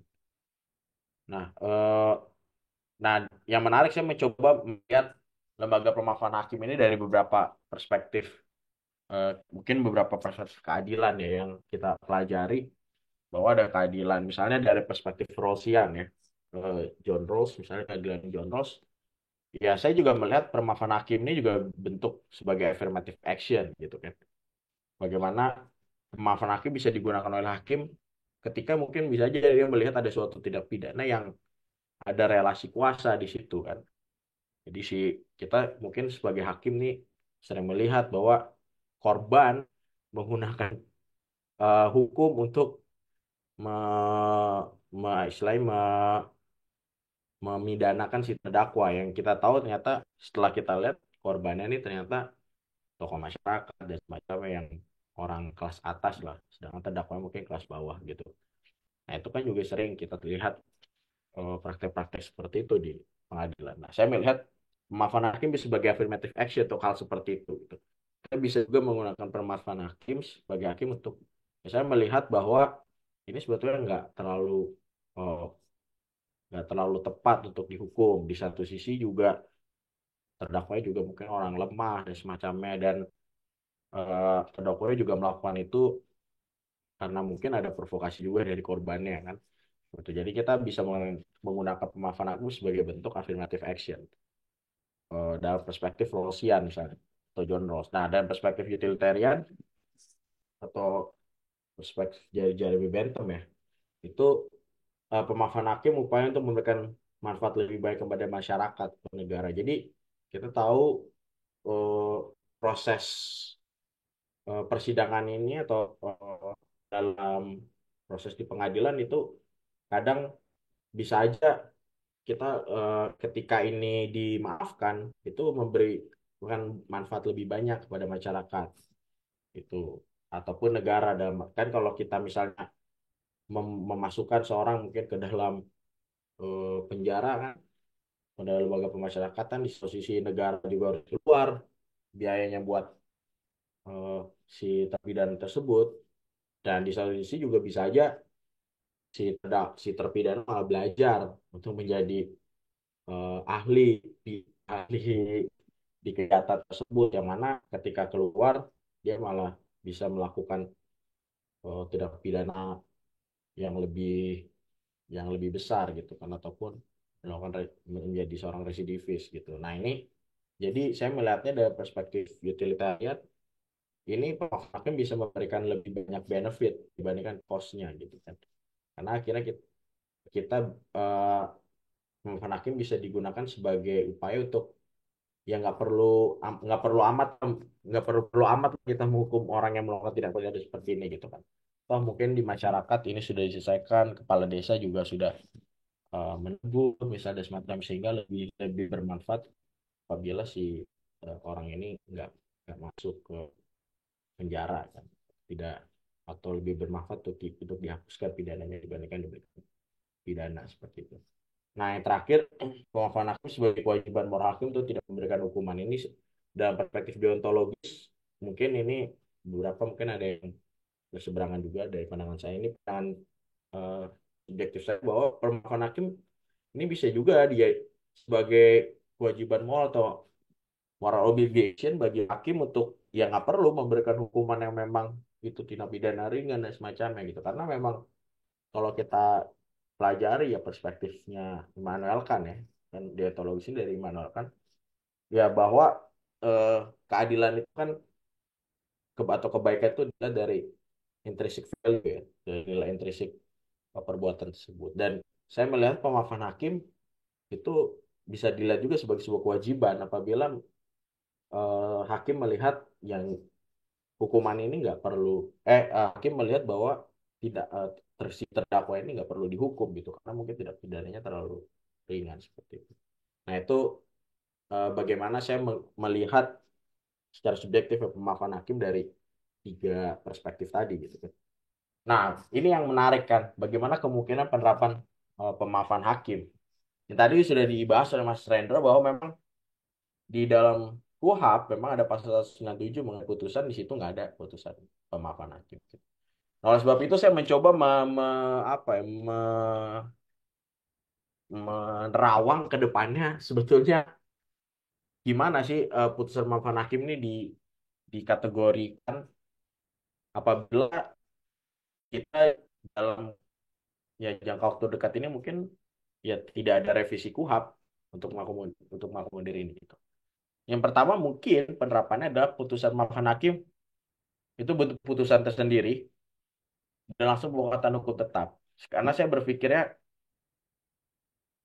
karena putusan pemaafan hakim ini adalah bertujuan untuk yang menyelesaikan suatu permasalahan dan di satu sisi juga saya melihatnya ini bentuk ya agar terjadi keseimbangan sebagaimana yang sudah saya jelaskan di awal. Maka saya berharap putusan pemaafan hakim ini sebetulnya bisa juga langsung berkekuatan hukum tetap gitu. Karena kalau di akhirnya punya upaya hukum lagi, seandainya ada upaya hukum lagi, ya nggak selesai-selesai gitu kan, keseimbangannya nggak bisa terjadi gitu kan, karena kan ya dari jaksanya mungkin upaya hukum dan semacamnya yang malah bisa aja berakhir dengan putusan penghukuman atau pemidanaan gitu, sehingga keseimbangan tadi nggak terjadi gitu. Nah yang kedua mungkin saja putusan pengadilan hakim dia bentuk putusan tersendiri tapi diuji sampai dengan pengadilan tinggi gitu kan. Argumentasi saya adalah karena di dalam eh, karena salah satu poin putusan pemaafan hakim itu kan adalah ringannya perbuatan gitu. Nah, kita tahu bahwa di Tipiring ini walaupun dia langsung bawa kata hukum tetap, tapi kalau ada hukuman yang bisa penjara, pemberian penjara itu bisa diuji di pengadilan tinggi. Nah, di satu sisi saya juga melihat bahwa bagaimana putusan pemaafan hakim ini dia harus bisa lebih efisien dibandingkan putusan yang lain gitu kan. Jadi kalau dia akhirnya bisa diuji juga sampai pengadilan tinggi dan juga eh, sampai kasasi maupun sampai tingkat kasasi maupun bisa di PK ya karena buat apa adanya pemaafan hakim seperti itu. Jadi saya ini bisa saja diuji tapi hanya sampai pengadilan tinggi gitu karena mungkin lebih dekat dengan judeks fakta dan judeks juris. Dan yang terakhir putusan pemaafan hakim dikategorisasikan di bagian dari putusan bebas atau putusan lepas. Yang mana kita tahu bahwa upaya hukum dari putusan bebas atau lepas adalah upaya hukum kasasi. Nah, jadi itu ini aja penerawangan saya aja secara subjektif bagaimana nanti putusan pemaafan hakim ini dikategorisasikan seperti itu. Kedepannya kalau memang misalnya kita belum merevisi KUHP itu sendiri agar bisa putusan pemaafan hakim ini bisa di exercise juga oleh hakim, nggak menjadi norma yang mati sih. Itu aja dari saya. Mungkin Gimana? baik. Ada resen dari Mas Bagus? Mungkin Mas Bagus, silahkan. Hmm. Oke. Eh, saya sedikit berpendapat aja. Nanti kira-kira ketika belum ada revisi KUHP ya, jadi ini ditempatkan di mana gitu. Maksud saya tadi, ketika pun ada revisi KUHP ya, nggak sebenarnya lebih lebih kepada mengakomodir yang lain, kayak misalnya apa kerja sosial dan segala macam lah, bagaimana pengawasan dan lain-lainnya. Karena memang saya sepakat kadang-kadang ya di tingkat eksekusinya yang justru Hmm. membuat kita untuk tidak memilih lagi gitu. Udah dikasih pidana bersyarat, dikasih syarat khusus, nggak dilakuin. Disuruh lapor 3 hari sekali, nggak ada laporannya. Itu juga yang menjadi pertimbangan kita untuk membuat itu lagi gitu kan. Karena kita juga Iya, ya punya beban moral lah untuk kita berharap kasus ini betul-betul selesai gitu ya. Gak cuma di atas kertas yang kita tulis sudah bagus, ternyata praktiknya sulit ya kan gitu. Nah itu maksud saya kenapa perlu ada perubahan untuk menyambut KUHP baru, perubahan KUHP lah menyesuaikan. Tapi untuk mengakomodir retalik pardon, menurut saya ya, kalaupun bahasa di dalam ketentuan pemidanaan ya harus itu putusan pidana lepas atau bebas, menurut saya sih nggak terlalu masalah. Karena retalik pardon ini sendiri salah satu bentuk pidana sebenarnya, salah ya, satu bentuk pidana pokok yang ada di dalam KUHP kita baru. Jadi once ketika menjatuhkan pidana, ya hakim sebenarnya menjatuhkan pidana dengan cara tidak menjatuhkan pidana. Gitu. Jadi putusannya adalah menyatakan terdakwa terbukti secara sah dan meyakinkan. Menjatuhkan pidana berupa permaafan hakim. Kan kayak gitu. Papan hakim bisa juga seperti itu, bisa juga. Nah, jadi ya sebenarnya sudah diakomodir juga. Tidak perlu ada satu perubahan KUHP yang sangat luar biasa ya. Menurut saya untuk masalah retlik pardon ini sendiri. Karena ya itu pidana gitu. Jadi ya kita harus Ya, memahami itu adalah pidana, tidak menjatuhkan pidana ke depan itu bagian dari bentuk putusan pidana. pemidanaan gitu. Jadi saya sendiri berpendapat KUHP itu ya segera direvisi untuk ya mungkin adalah satu dua hal yang nanti kita temukan setelah menjatuhkan retlik pardon ini ininya lah kendalanya yang mungkin secara hukum acara. Tapi kalau masalah ini masuk bebas, lepas yang mana, saya sendiri berpendapat ya ini masuk pidana karena di dalam KUHP-nya sendiri menyatakan ya ini bentuk pidana gitu, bentuk salah satu pidana yang bisa kita jatuhkan. Jadi ke depan pun ketika belum diperbaiki KUHP itu tetap tetap bisa kita lakukan gitu karena ini merupakan putusan pemidanaan walaupun memang agak lucu yang dengar yang Ya, karena kan kita juga saat ini ya walaupun belum ada pidana apa retlik pardon sebenarnya kita juga udah pernah melihat kasus-kasus yang tidak dijatuhkan pidana bang kayak apa yang dulu Gayus kalau nggak ya, salah ya dijatuhkan pidana kosong gitu so, pidana nol gitu kan ya. nah sekarang Pidana Nihil. sesuai dengan tahanan, dengan ya sesuai dengan tahanan atau pengakuan kan juga sama juga. Ini nah, nggak perlu dieksekusi juga kan. Gitu. iya jadi Nggak sometimes perlu saya nggak tuh perlu merasa pidana. kadang-kadang ya ini kadang-kadang kayak sebuah permainan bahasa ya. Tapi ya sekarang permainan bahasa itu udah jadi legal gitu. Menjatuhkan pidana dengan permaafan atau tidak menjatuhkan pidana. Mungkin itu Bang pendapat saya. Terima kasih. Ya, ya, ya itu masukan yang bagus ya, Mas bagus ya.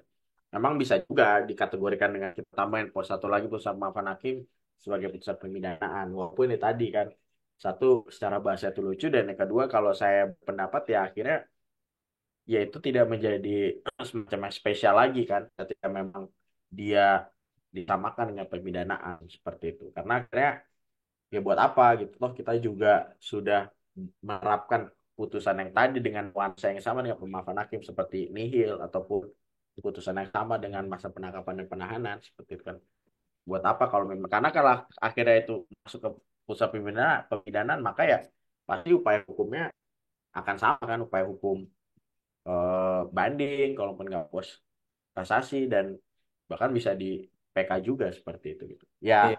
ini lebih ini aja sih gambaran-gambaran ke depan aja yang kita mungkin bisa aja secara praktek nanti akan ketemu formulanya tersendiri kan.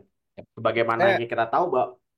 Ya, saya kan malah lebih mungkin tertarik nanti apa melihat respon dari teman-teman eksekutor jaksa.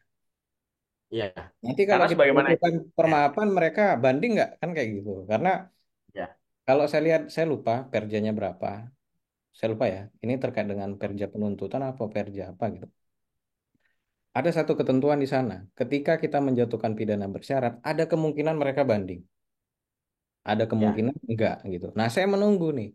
Kira-kira nanti ketika hakim menjatuhkan retlik pardon, saat kapan jaksa banding, saat kapan jaksa enggak. Gitu, Bang.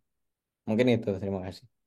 iya karena yang kita tahu juga di KUHP yang mungkin koreksi kalau misalnya salah. Bahkan di KUHP di awal pun sebetulnya putusan bebas itu kan bisa dijadikan upaya hukum kan. Buat tiba-tiba muncul praktek bebas murni dan bebas tidak murni gitu kan.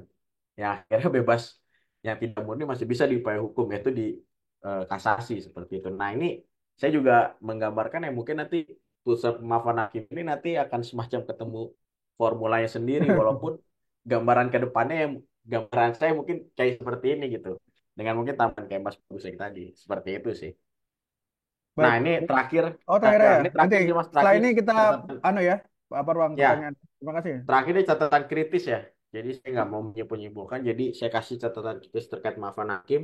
Yang pertama yang tadi kita ngobrolkan atau yang kita diskusikan di forum ini, bahwa putusan pemaafan hakim belum diatur dalam KUHP. Ini juga jadi salah satu poin. Yang kedua, ya belum ada best practice terkait dengan putusan pemaafan hakim. Baru ada satu putusan, yaitu di SPPA yang tadi saya bilang, di putusan PN Rengat. Ini juga eh, belum ada best practice, jadi sih kita belum tahu yang pas seperti apa. Apakah nanti pemidanaannya itu menjatuhkan pidana, yaitu eh, pidana pemaafan hakim, atau yaitu pemaafan hakim, atau redaksi seperti apa. Dan itu juga kita nggak tahu nanti bagaimana eksekusi dan semacamnya. Dan yang terakhir, pemaafan hakim ini saya berharap juga tidak menjadi apa yang kita sebut sebagai judicial dictatorship ya. Jadi saya berharap kita berharap bahwa pemaafan hakim ini bisa digunakan secara arif dan bijaksana. Itu harus dilakukan secara akuntabel, dan juga di poin terakhir eh, juga mempertimbangkan kepentingan umumnya, public interest. Walaupun memang secara pertimbangan kepentingan umum atau public interest ini nggak masuk di dalam tadi ya, di dalam KUHP baru kita, syarat-syarat yang tadi. Cuman ini harus ada pertimbangannya menurut saya hakim terkait dengan kepentingan umumnya seperti apa. Dan yang mungkin poin yang terakhir, bagaimana penerapannya untuk victimless crime. Apakah ini bisa diterapkan untuk tindak pidana yang tidak ada korbannya gitu, seperti penyalahgunaan narkotika dan lain-lain gitu. Ya itu sih mungkin catatan kritisnya terkait dengan Maafan Hakim. Yes, the end of my slide. Thank you. Makasih semuanya. Halo. Baik. Halo, Mas. Ya, Baik, terima kasih. Mungkin saya sedikit bertanya, bisa ya, Mas ya? ya boleh boleh, Mas Moko. Begini, Mas, saya kaitkan dengan tadi ada Mas Alfat membahas tentang edukasi ya. Nah, ini Hmm. bagaimana kalau pandangan Pak Alfat, misalnya eh, akhirnya berkembang pandangan di masyarakat itu, oh ini kalau apa namanya kita yang ringan-ringan aja bisa nih, masih bisa nih hakim memaafkan kita nih. Nah, itu dadinya sudah ada pikiran sebelum melakukan kejahatan itu, nanti paling dimaafkan kok sama hakimnya. Nah, itu ada ya apa pandangan-pandangan seperti itu kan akhirnya apa Hmm. Hmm. jadinya apa berusaha untuk ya mungkin bisa jadi akhirnya nanti menjago hakimnya dan sebagainya. Itu kan yang menjadi hal juga yang harus diantisipasi. Yang kedua, mungkin terkait ini ya apa residivis dan sebagainya itu kan itu tidak bisa dimaafkan juga ya, tidak masuk dalam proses penggapaan hakim ya, mungkin begitu ya Pak Alfat ya. Nah itu Ya, saya juga menilai gimana ini terkait sistem pencatatan apa nah itu dia. putusan kita ini agak sebenarnya belum sempurna. Misalnya kita aja masih di PN yang sama, kita aja nggak tahu nih apa namanya ini orang sebenarnya pernah melakukan tidak pidana atau belum, atau mungkin kita kan kalau dalam praktiknya kan kita searching ini ya, searching directory ya itu belum tentu juga namanya sama, bisa aja namanya berbeda, alamatnya berbeda sebenarnya, tapi padahal orangnya sama. Nah kayak gitu, nah, itu gimana pandangannya apa terkait sistem pencatatan kita ya, kita belum sempurna ya, belum bisa melihat ini residivis atau bukan. Mungkin dua saja dari saya Pak Ya, Alfat.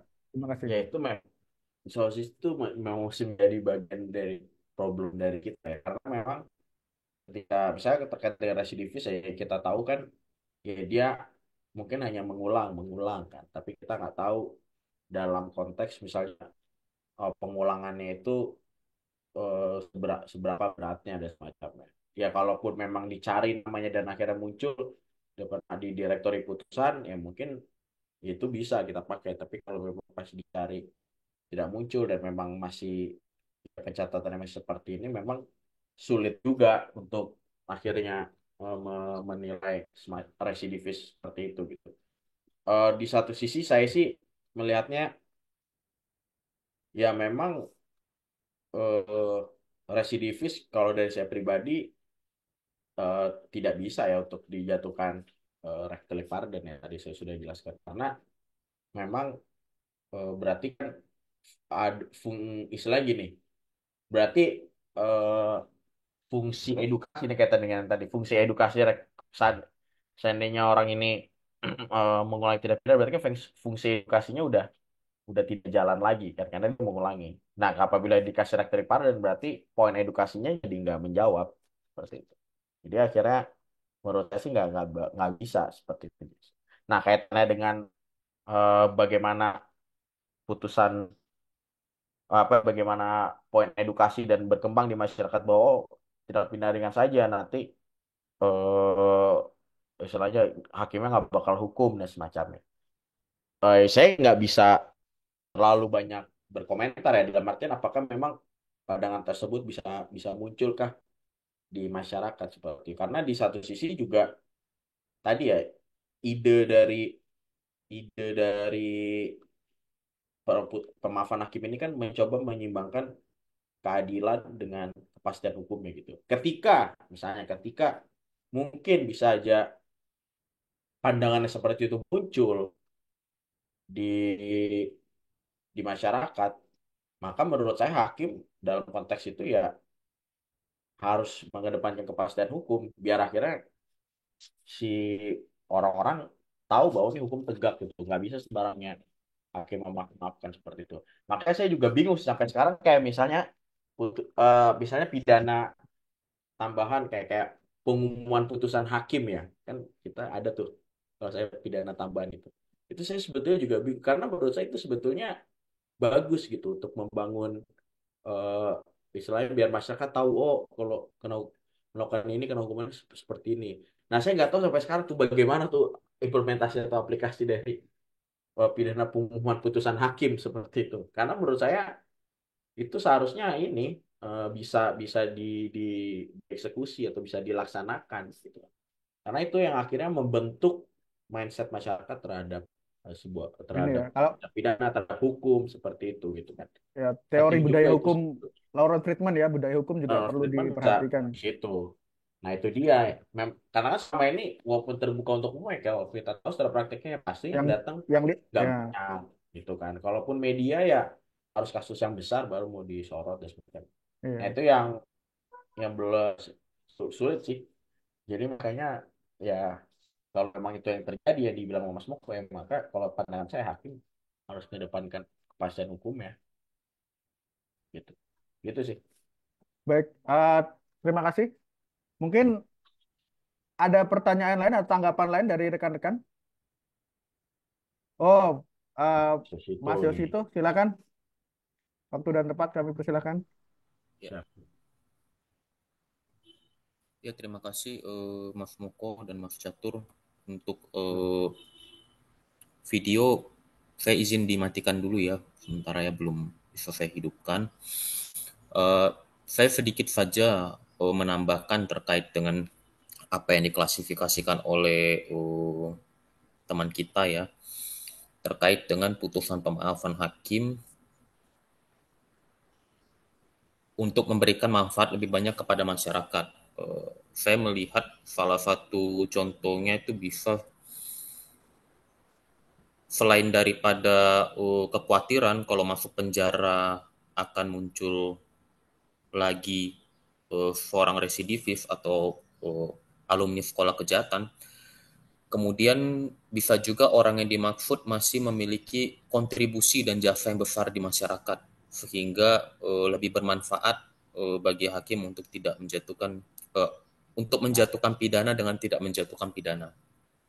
Jadi oleh karena ada jasa atau karya yang sedang dikerjakan oleh si terpidana ini di tengah-tengah masyarakat. Kemudian mungkin ini juga bisa menjadi tambahan ya sebagai tipe yang keempat, bahwa pemaafan hakim itu adalah suatu common sense, bahwa secara kemanusiaan perbuatan suatu perbuatan tidak mungkin terjadi biasanya untuk delik kelalaian ya, untuk culpa. Misalnya seingat saya dulu di Jakarta pernah ada putusan mengenai kelalaian seseorang yang menabrak anaknya sendiri, dan misalnya dalam kecelakaan lalu lintas.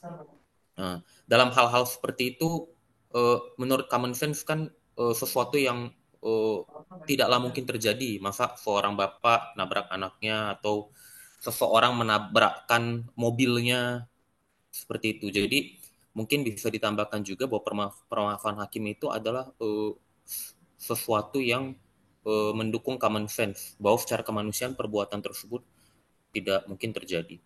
Dan hanya sedikit penegasan saja bahwa untuk membedakan antara putusan permaafan hakim ini dengan putusan bebas dan lepas, bahwa eh, orang yang dijatuhi putusan permaafan hakim, dia tetap adalah seorang terpidana. Jadi tetap ada sesuatu yang disematkan kepada dia sebagai orang yang berhadapan dengan hukum. Tadi sebenarnya sudah disampaikan, tetapi supaya tidak miskonsepsi, bahwa dia tetap adalah terpidana. Jadi ketika dia mau pemilihan atau apa, dia akan tetap dicatat sebagai orang yang pernah melakukan tindak pidana. Mungkin demikian sedikit dari saya. Oh Terima ya, kasih teman-teman semua. ya, ya bisa saja. Memang seperti itu perspektif dari Mas Yos itu. Ya memang kalau saya tambahin yang tadi di awal lah ya.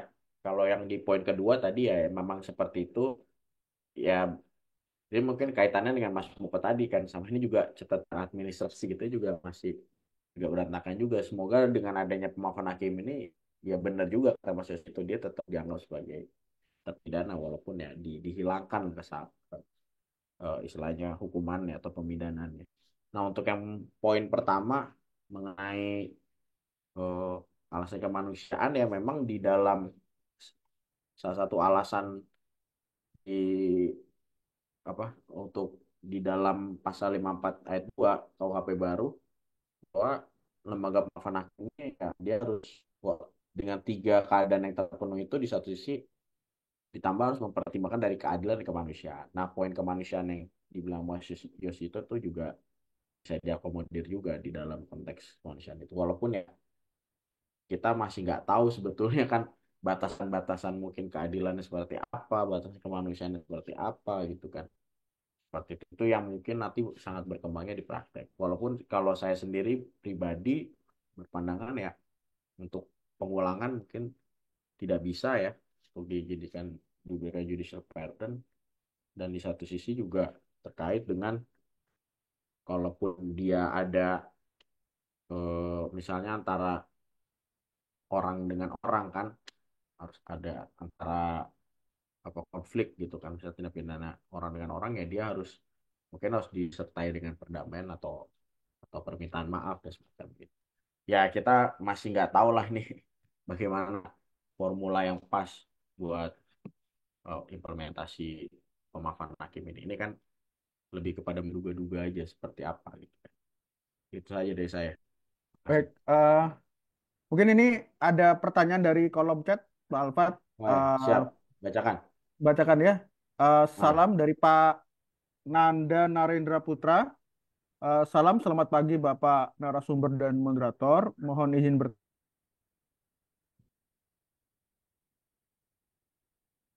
diberdayakan peran Bapas di bawah Kemenkumham untuk kemudian dijadikan satu tahapan formal sebelum dikembalikan di tengah masyarakat. Terus perkenannya diucapkan terima kasih. Mungkin ini ya tahapan formal ya nih, tahapan formal apa ada peran Bapas di situ. Apa ada tahapan formal mungkin pembinaan mungkin ya ini ya. Mungkin yang dimaksud pembinaan dan sebagainya terus kemudian baru dikembalikan di tengah masyarakat. Mungkin pandangannya Pak Alfat. ya, ini ini menarik ya. Bapas ini mungkin bisa aja di perannya kita mau dijadikan dia di awal seperti di versi di SPPA, memberikan pandangan awal. Jadi bisa aja ataupun di tengah persidangan, bisa aja sebelum dalam prakteknya mungkin saya berkembang. untuk menjatuhkan judicial pardon harus ada analisis misalnya atau assessment dari Bapas mungkin aja dalam persidangan biar hakim bisa putus. Atau mungkin di akhir kan, di akhir proses persidangan di mana di putusannya hakim menambahkan terkait dengan permaafan hakim mungkin ada pembimbingan dari Bapas ya ini saya nggak tahu sih apakah tepat seperti apa tapi mungkin sangat mungkin kalau menurut saya bisa juga ditambahkan di dalam hal ketika memang di dalam pemeriksaan di persidangan gitu kan. Jadi dalam Oh, pemeriksaan persidangan ketika ada proses pembuktian mungkin ya sebelum hakim menjatuhkan pemaafan hakim mau dipanggil dulu kan Bapas untuk melakukan assessment. Tapi apakah itu mungkinkah dilakukan atau tidak saya nggak tahu teman-teman Bapas mungkin yang bisa bisa menilai kan. Mungkin nggak tuh seperti itu. Itu sih. ya. Ya tadi mungkin apa dimasukkan per Bapas dalam hukum acara mungkin ya. Mungkin kemudian Iya, menjadi pertimbangan bisa hmm. di apa Bisa di bisa di awal, depan, tengah, depan, tengah, akhir. Nah, itu. di Nah, akhir. baik mungkin itu jawabannya. Ada lagi rekan-rekan pertanyaan atau tanggapan? Silahkan. Ya kami berharap Mungkin kita punya dis- multi perspektif ya, nggak cuma dari hakim saja, tapi bisa jadi dari praktisi, akademisi yang kemudian apa tema ini akan bisa menjadi diperkaya ya, diperkaya terus kemudian diperluas begitu. Silahkan rekan-rekan lain. mungkin dari teman-teman jaksa ya kalau ada yang di sini. Kalau ada jaksa mungkin Ya. dosen mungkin ya, dosen Hmm. bisa mencari sisi akademis ya, bisanya bisa lebih punya teori yang beragam untuk pemaafan hakim ini. Halo, tidak ada pertanyaan ya. Baik, bagaimana Pak Alfat? Eh, tidak ada pertanyaan. Untuk Ya, materi, ya sebenarnya untuk materinya,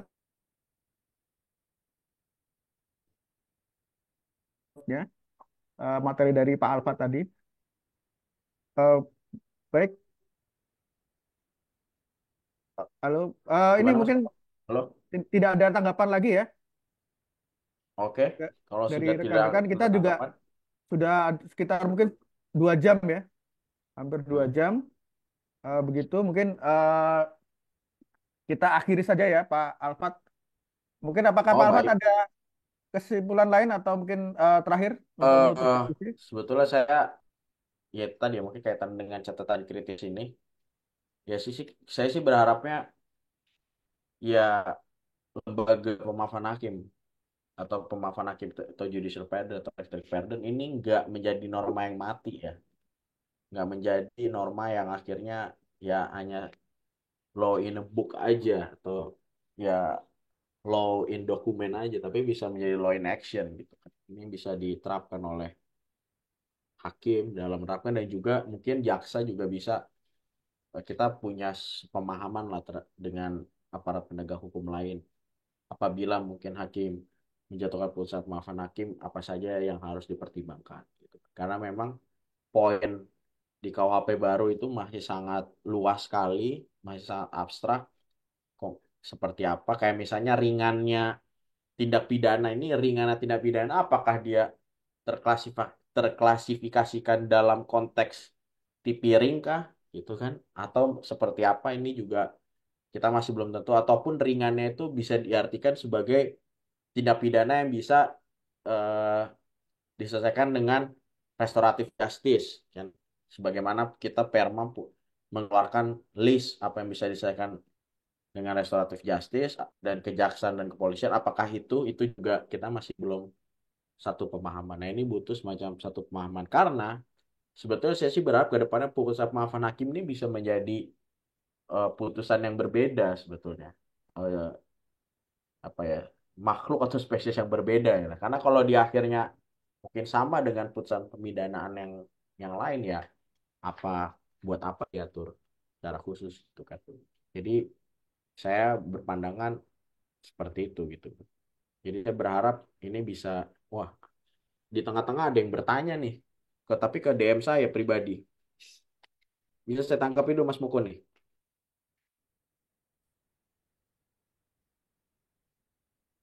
Ya intinya kalau dari pertanyaan Pak Miftah nih. Ini saya share ya di sini. Mas Miftah bertanya, izin bertanya Pak, hakim itu sebenarnya dalam menangani suatu perkara pada diri saya sendiri dalam memutus suatu perkara atau menggali fakta-fakta. Ya, intinya kita dalam memutus itu ya kita mendengarkan semua dan memang melihat fakta-fakta yang ada gitu. Seperti itu. Dan dari fakta-fakta tersebut ya kita diharapkan sebagai hakim bisa memberikan putusan yang adil sih. Nah, juga kaitannya dengan poin karena tadi yang ini masih terlalu lebar sehingga ya butuh ada pemahaman sih seperti itu antar penegak hukum itu sendiri. Mungkin itu aja sih Mas Moko. Baik, Eh, kalau saya mungkin menanggapi sedikit ya. Hmm. Saya mungkin berbicara atas kepentingan hakim ya. Mungkin ini namanya masih ada konsep baru dan sebagainya. Yang pertama tentunya eh, sebagai hakim saya berharap ada sosialisasi, ada pendidikan apa ya, pendidikan, arahan dan sebagainya agar memang konsep-konsep lembaga baru ini bisa pas ya, bisa pas diaplikasikan apa di masyarakat, tepat sasaran dan sebagainya dan apa bisa selaras dengan tujuan KUHP. Itu yang pertama. Yang kedua, memberikan instrumen hukum yang pasti ya kepada hakim. Tentunya hakim ini juga sebagai manusia biasa ya punya ada rasa kekhawatiran jika memang eh, memutus kemudian tidak berdasarkan misalnya ada aturan hukum yang memadai dan sebagainya. Nah, itu apa dengan ya saya berharap kemudian ada aturan-aturan yang bisa eh, mengakomodasi hal itu gitu kan apa bisa membuat hakim bisa leluasa punya rasa aman dalam memutus dengan adanya aturan-aturan instrumen hukum yang apa tepat mungkin itu saja ya apa tidak ada pertanyaan lagi ya Pak Alfat ya. Iya, sama juga Mungkin ini sih tambahan dikit. Ya, ya tadi Mas Bima komentarin juga di chat bahwa ini kan ini kita nggak tahu tadi pertanyaan terakhir ini kumulatif atau alternatif kan. Ini juga harus butuh dijawab juga nih. Karena apabila mungkin hanya alternatif berarti ya cuma salah satu aja kan yang kita lihat gitu. Satu aspek aja. Nah, kalau dia kumulatif berarti harus semuanya gitu. Dan di beberapa negara praktek yang saya pelajari membaca beberapa paper itu rata-rata kumulatif gitu kan. Jadi memang harus banyak kondisi gitu. Karena kalau enggak nanti ya bisa abusive hmm, implementasinya. baik Udah gitu begitu sih. eh, Ya. rekan-rekan terima kasih atas apa partisipasinya. eh, Diskusi ini tidak jadi yang terakhir kami masih banyak menarik ya, khususnya di terkait KUHP nasional yang baru. Semoga rekan-rekan lain dapat berpartisipasi lagi ya, apa ada dengan untuk memperkaya diskusi kita. Mungkin begitu saja ya, Pak Alfat. Eh, kita tutup ya. Ya, Kurang lebihnya mohon maaf. Terima kasih. Semoga diskusi ini menjadi ilmu yang bermanfaat dan berkah untuk kita semua. Terima kasih. amin. Assalamualaikum Yo. warahmatullahi wabarakatuh. Waalaikumsalam warahmatullahi wabarakatuh. Terima kasih semuanya yang sudah hadir. Terima kasih. Yo, Assalamualaikum. salam.